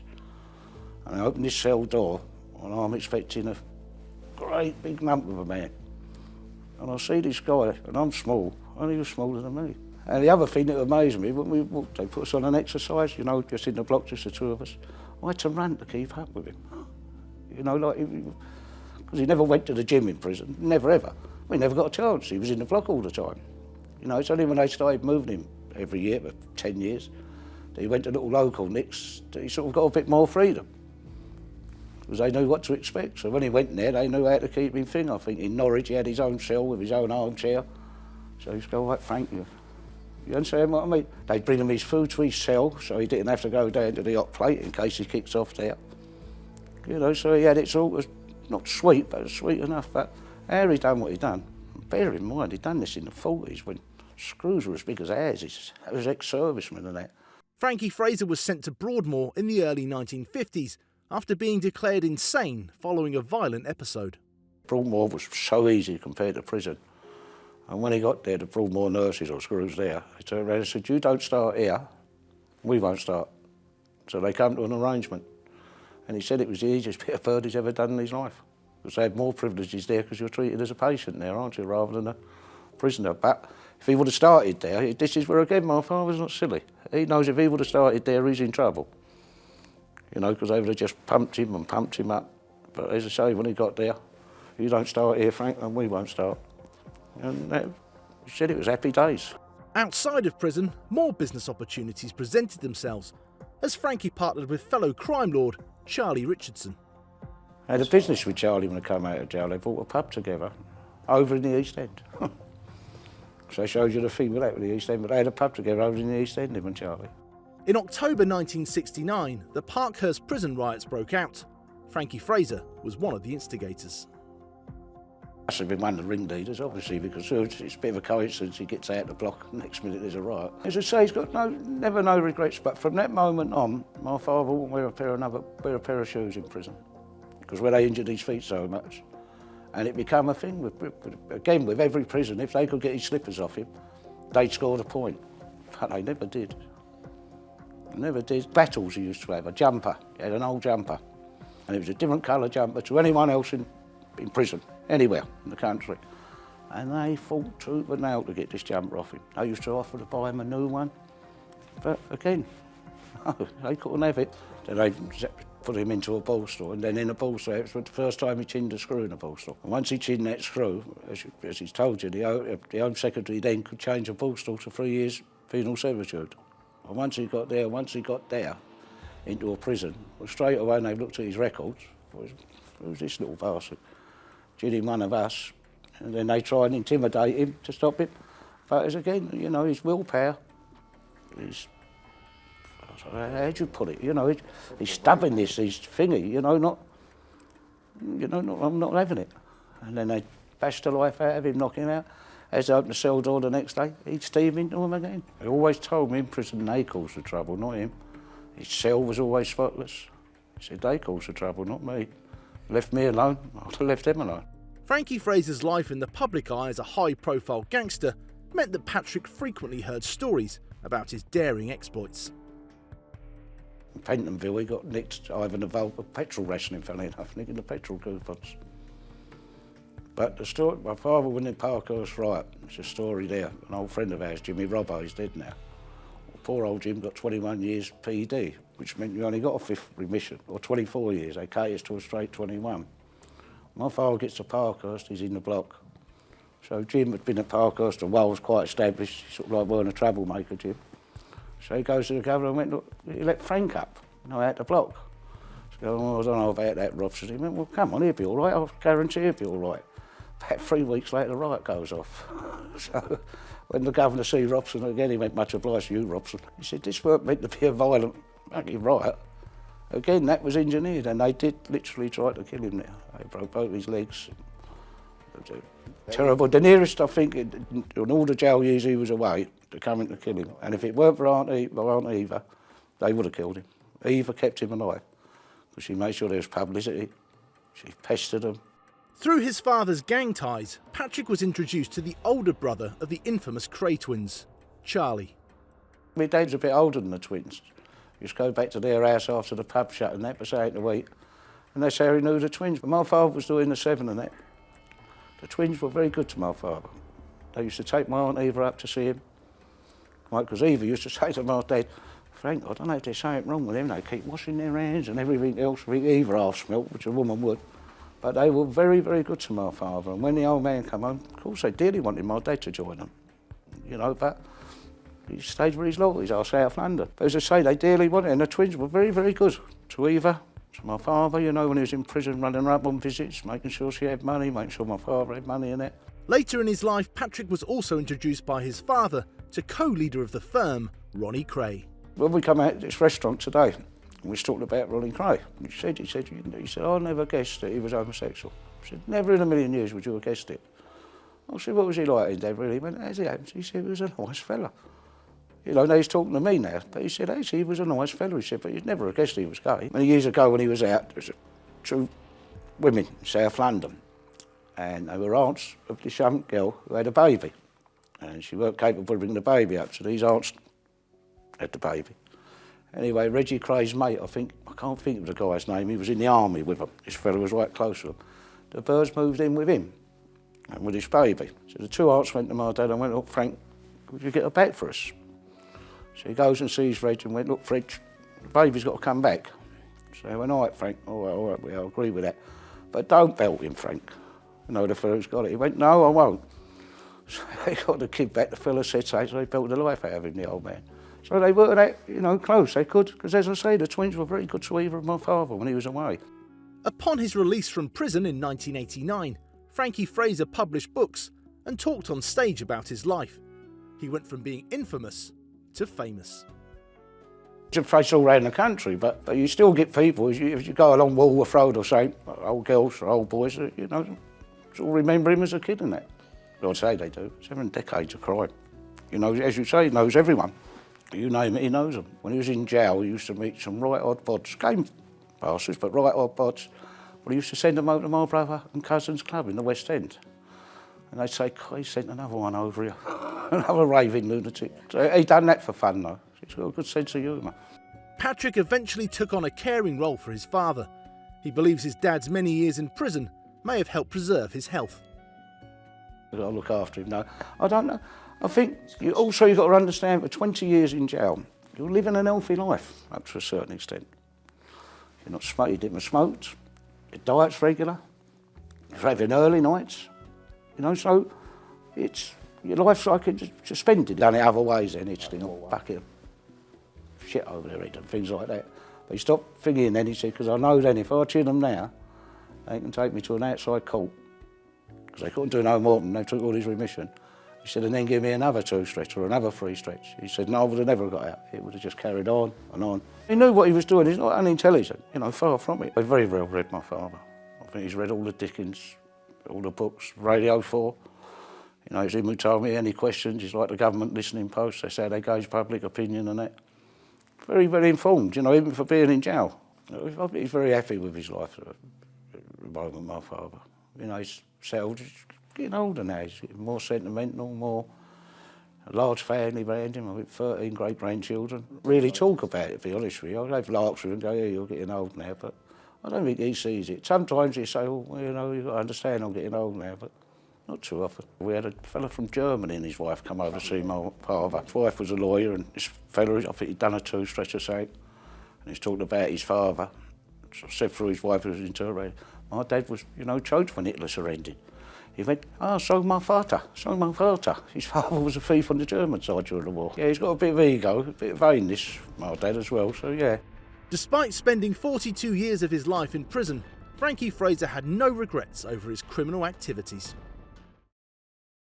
One of the things with Frank is that if he said he would do something, he did it. Now, no matter at what cost to himself. So if he said, I'm going to break your nose at 9 o'clock on Thursday morning, the fact he knew he was going to get a hammering from the prison officers, would go on bread and water, would lose his remission, would not stop him in any way. He would break your nose at 9 o'clock.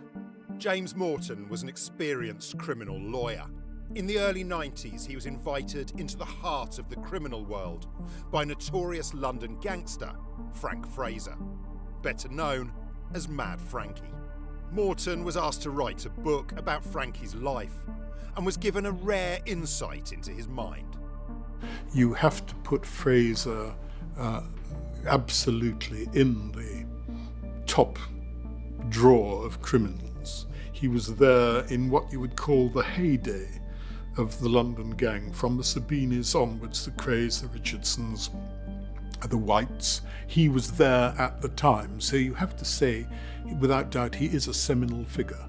This is Matt from Underworld Uncut, and this week we're with James Morton to find out about his unique insight into one of Britain's most famous gangsters, Mad Frankie Fraser.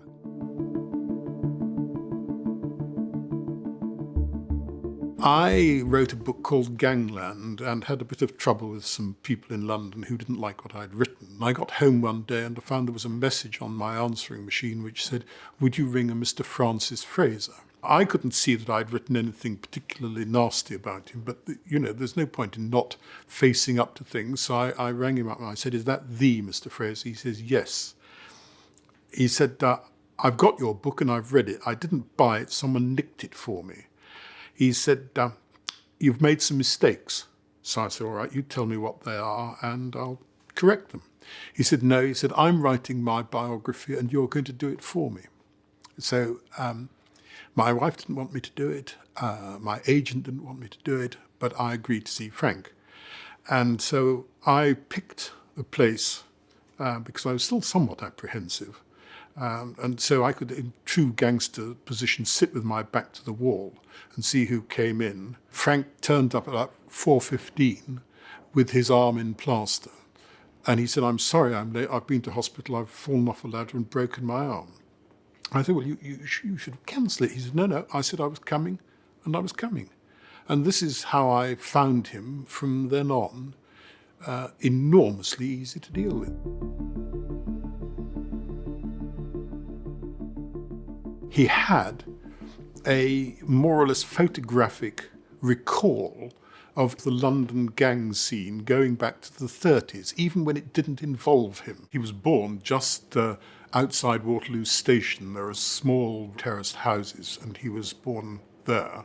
His mother was Norwegian. His father was Native American. The curious thing is that both his parents were absolutely straight. His father worked for Stuart Surridge, the cricket bat makers, for years. He did the boilers there.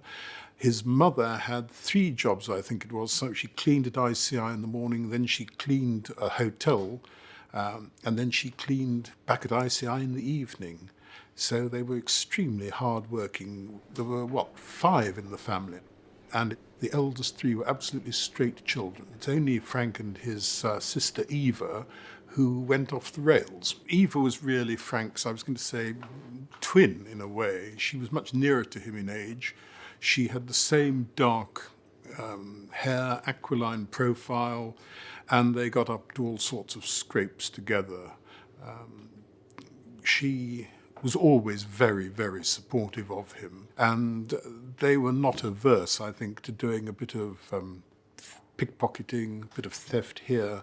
One of the things was the old trick, I think it was called the Murphy game. You would say at Waterloo Station, "Can I carry your suitcase, sir?"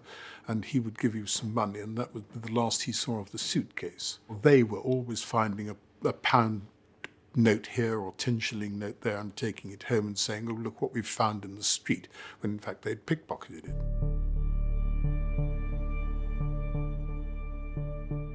Round Waterloo at the time was really, really slums. I mean, there would be no baths. I'm not even sure that there was not a communal outside lavatory for the houses, but it was really a poor area. I mean, there would be a lot of rats. There were factories there. It really was a hard life growing up in Waterloo. What would it be? I suppose middle 1920s, end of the 20s, and then you come to the Depression anyway.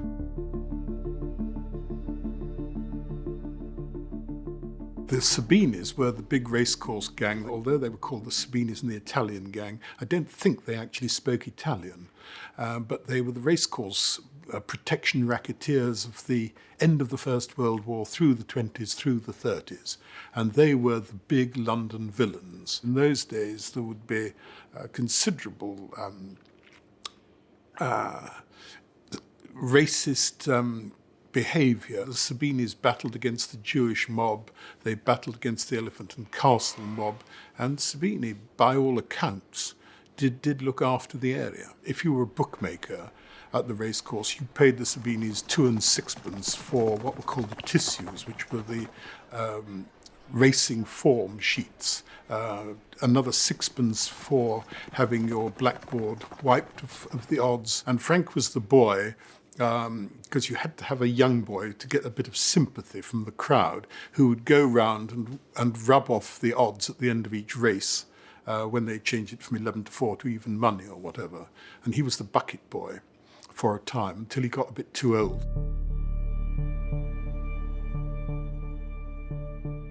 I think they were very poor and he wanted to make some money. I think probably poverty had a considerable effect on him and certainly led to him going into a career of crime. In those days, the traditional way out of poverty was boxing, or sometimes being a jockey or something like that, or crime, and he went into crime. Having met the Sabinis and known of the Sabinis, then that would be a perfectly reasonable route for him to take. His teenage years, he's really a minor thief, is what it amounts to, and I think probably not a very good one because he gets captured a number of times. It was just like so many young people from Waterloo, from the Elephant and Castle, from Islington, minor crimes.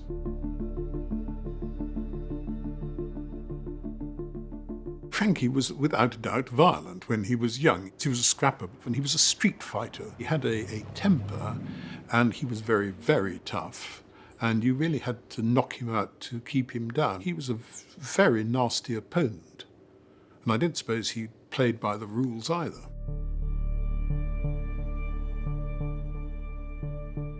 What he always used to say was that the problem was none of the family had been in prison and he didn't know what to do. And he always says if he'd had Uncle Jim, who had done a couple of years, and would say to him, look, Frank, keep your head down, don't cause trouble, he might have listened to him, but there was no one for him to talk to.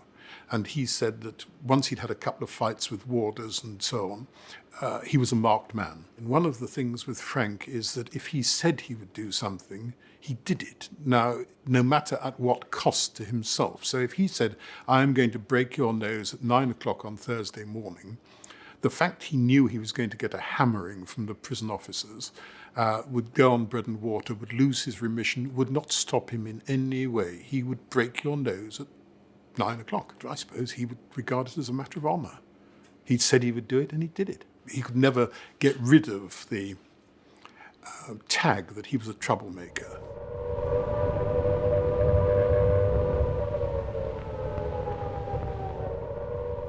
Frank always thought that the war years were the years that made everybody into criminals. There was rationing and perfectly decent, ordinary housewives would want an extra bit of meat or a few eggs if they possibly could for the family, and so they wouldn't be averse necessarily to buying a few stolen ration coupons. There was, of course, the Blitz was on, an awful lot of shops got bombed, there was the opportunity for looting, the police would be stretched, and Frank always reckoned that this was a really good time to make your money, and I think he took great advantage of it.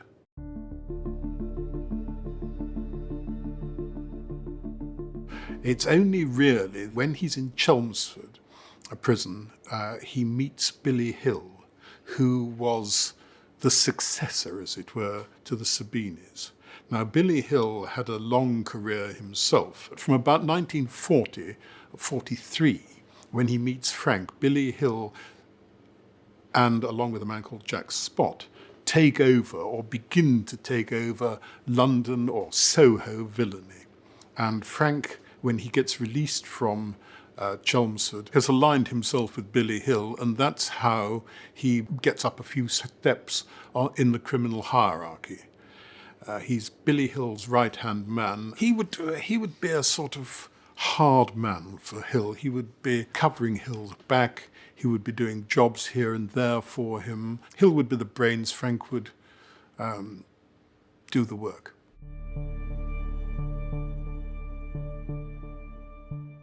Hill had a trademark of a V/ himself, and so you knew who had been slashed by Hill because of that V. Hill also paid by the stitch, so if you put 50 stitches in a man's face, you could expect £50. And apparently people looked in the newspapers, the evening newspapers, to see the next day how many stitches had been put in their victim's face and how much they were due to be paid. And Fraser would be one of those people who would use a razor.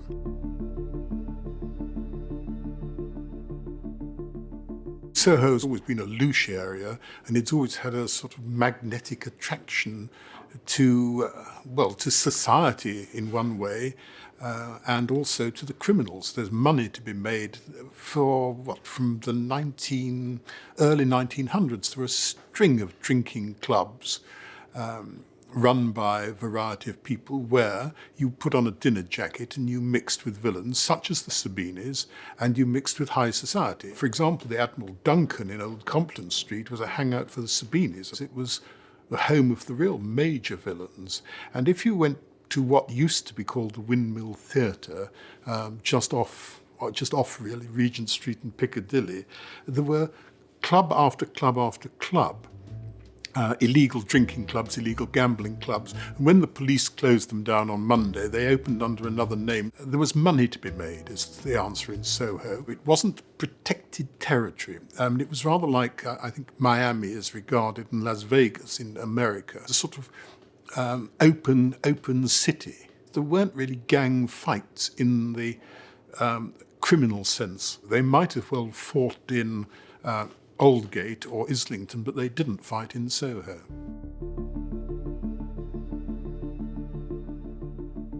They wouldn't necessarily go out to harm women, and you will meet people who now lovingly look back and say you could walk the streets at midnight and you'd be totally safe, and we never harmed anybody but our own. But what about the bank tellers who had a shotgun in their face? What about the people who were carrying wages who got bashed?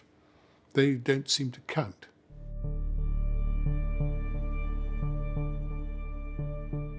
I don't think, in all the years I've known him, I've never heard him swear. I think he was enormously well brought up. He was brought up by a family which had standards, and they instilled these standards into him. Somehow he went off the rails in a different way, but for actual innate politeness, enormously polite.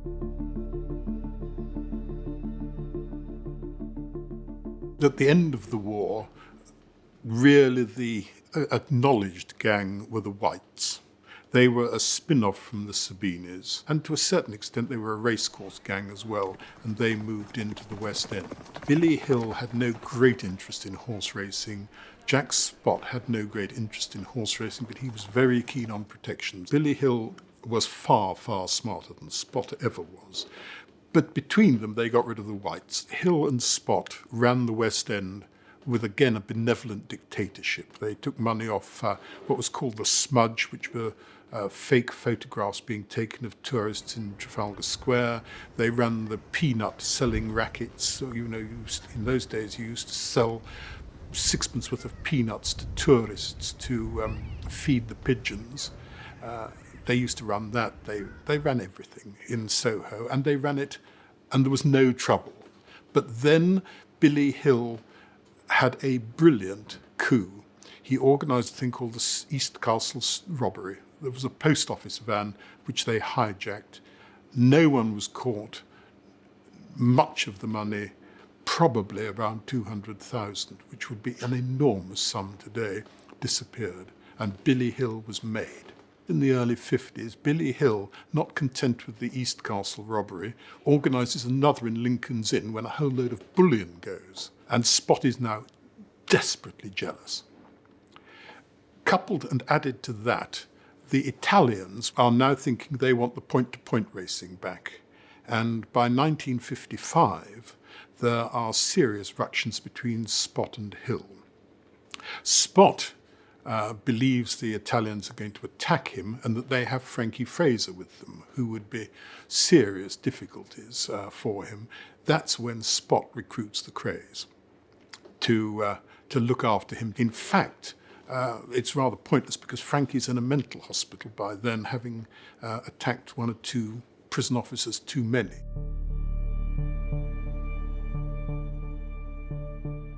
Once Frankie comes out, Hill and Spot really seriously fall out. The upshot is that Hill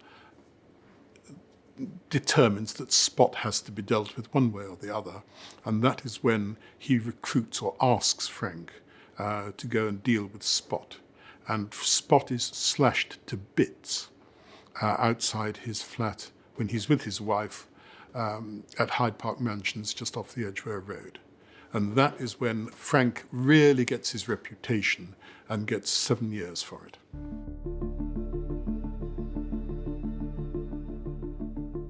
Really, life gets, intolerable for him in prison. I mean, he really just will not conform. He'll attack any prison officer who offends him. Frank gave as good as he got. He was sentenced to be flogged, and I think he was flogged once. He was saved the second time because it was thought you couldn't flog a man who'd been certified insane. So to that extent, he was fortunate. But reprisals, I suspect, were much worse because he would then be on bread and water, lose remission, would be subject to a bit of a beating here and there. But in the actual fight itself, he would be formidable.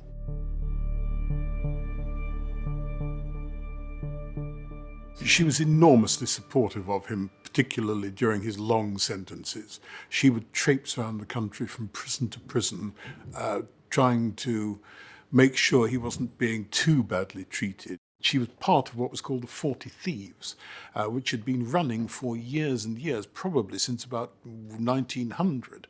Top women shoplifters who just pillaged. To be invited, actually, to join the 40 Thieves was something of an honour. She was well regarded. Frankie was devoted to her. Whatever you say were his bad points, and goodness knows there were many, he was absolutely devoted to his sister. She was in fact the rock on which he survived the sentence, really, when it came to it.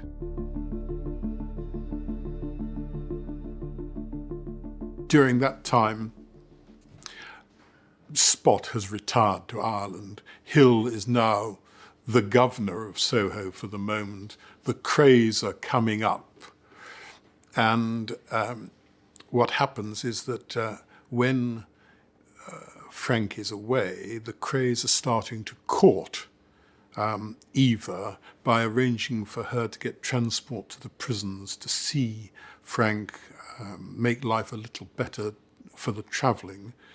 And when he comes out, he's got the choice, really, of aligning himself with the Krays or going with the South Londoners. Eva has married into a South London family. A member of that family took a bad beating while Frank was away, and the Richardsons went and sorted it out on Eva's or on the man's behalf.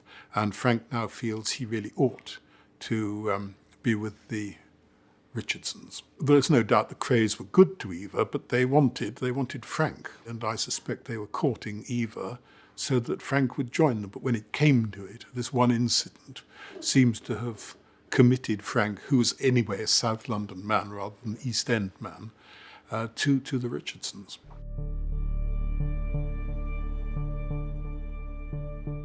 This is where you get into sort of some controversy as to what he was doing. The South London was run by partly by the Richardsons and also partly by other mobs. Charlie Richardson was a very intelligent man who was a good businessman. But according to the prosecution, and this would be denied by Fraser and always denied by Richardson, if somebody offended him, i.e. swindled him, Richardson, then the reprisals were extremely nasty. Frank was alleged to have, well, this was the prosecution's case, had pulled the teeth out of some man with a pair of pliers, no anaesthetic. The allegation was another had wires attached to his genitals. There was an electric box which could be attached and the handle cranked.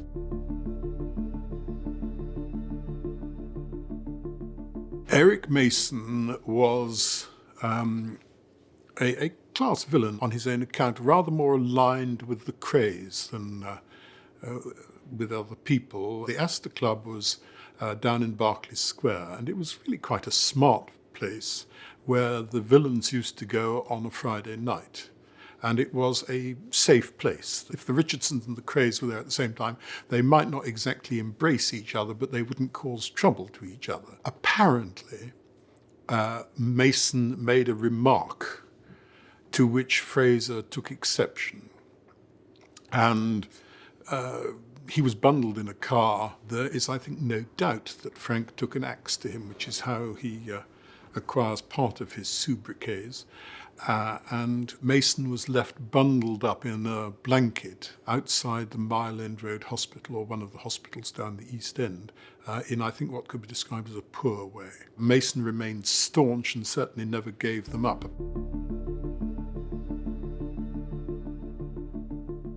There were allegations that Frank, who was, I think, quite close to Eddie Richardson, that they ran a parking fraud at London Airport. They also had one-armed bandits, which were put in clubs through all over the north of England. They had an awful lot of fingers or thumbs in an awful lot of pies. Frank and Eddie were regarded as hard men and would be allegedly into protection. They would tell you that they weren't protecting as such, but that they had been asked to be in a club to look after it. And you could quite see that if you went into a club with an idea to cause some trouble, and you found Fraser or Richardson, or worse, both of them sitting at the bar having a drink, you might think very carefully before you wanted to cause trouble that night.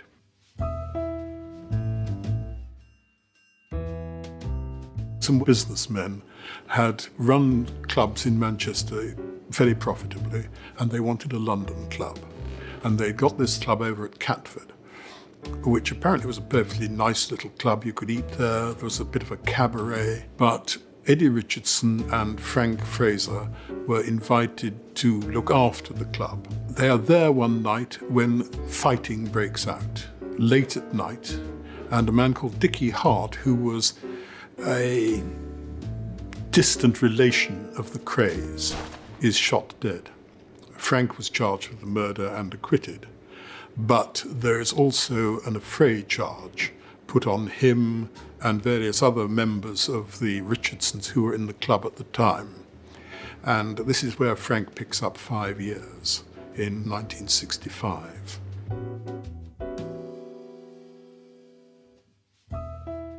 Once he's inside and the Richardsons are inside on remand for the affray, one or two people who allege they have been tortured by them go to the police.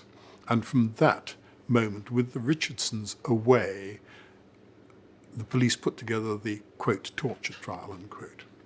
And that is when Frank picks up another 10 to go with the 5 he's got. So he's now got 15.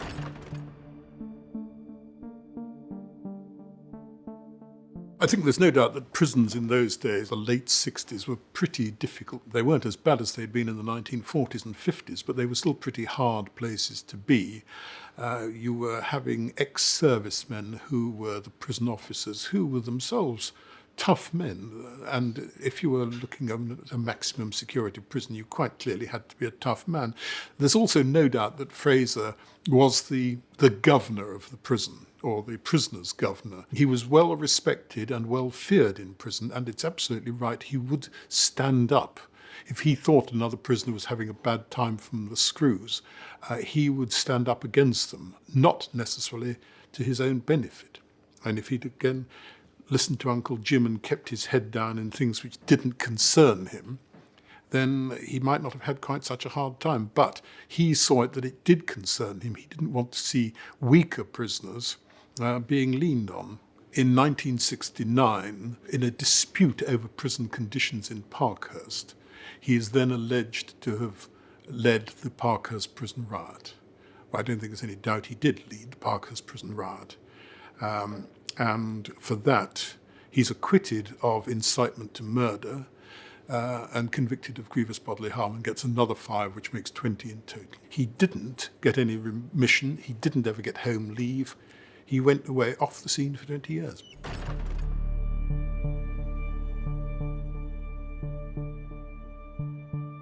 He came out, I suppose, the mid-80s, then goes back and does a 2-year sentence for receiving. He's now in his, middle 60s, and he never does another thing. Turned his life around. He put himself about after he came out, and he did his books. He did a cabaret act in the West End and down the East End when he told stories and someone played the piano a bit. He made a film. He was forever on television. He put himself about and made himself or reinvented himself as a minor celebrity. Once the first Frank book came out, he started to have a completely new life and a reputation.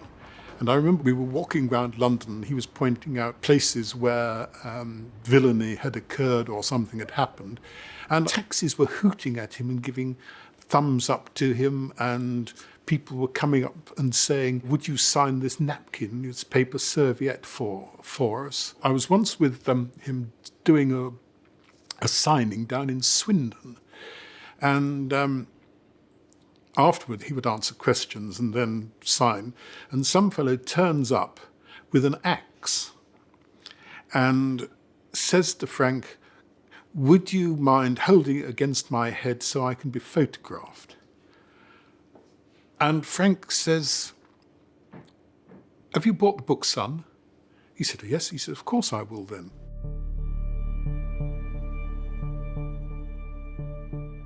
I think he must do.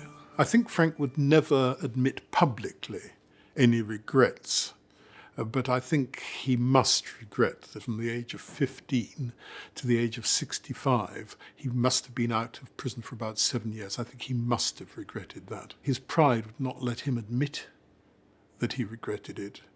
And so when you ask him, do you regret something? He says, yes, I regret I didn't steal the crown jewels. He is sort of hiding something, and that would be that he did spend so long in prison. I think he must regret that he wasn't there to see his kids grow up. I mean, he was very proud of one of his sons who played professional football and also for a grandson who played professional football. So I think, yes, to that extent, he would be very sorry that he wasn't there to see them do well.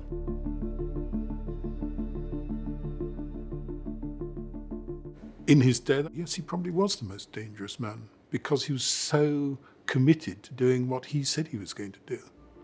Frankie Fraser died on the 26th of November 2014. He was 90 years old. James Morton went on to write several books about organised crime in Britain. Thanks for watching this video about the extraordinary world of mad Frankie Fraser, as told by his biographer, James Morton. This is Matt from Underworld Uncut. Please remember to like, subscribe and hype. It really helps the channel.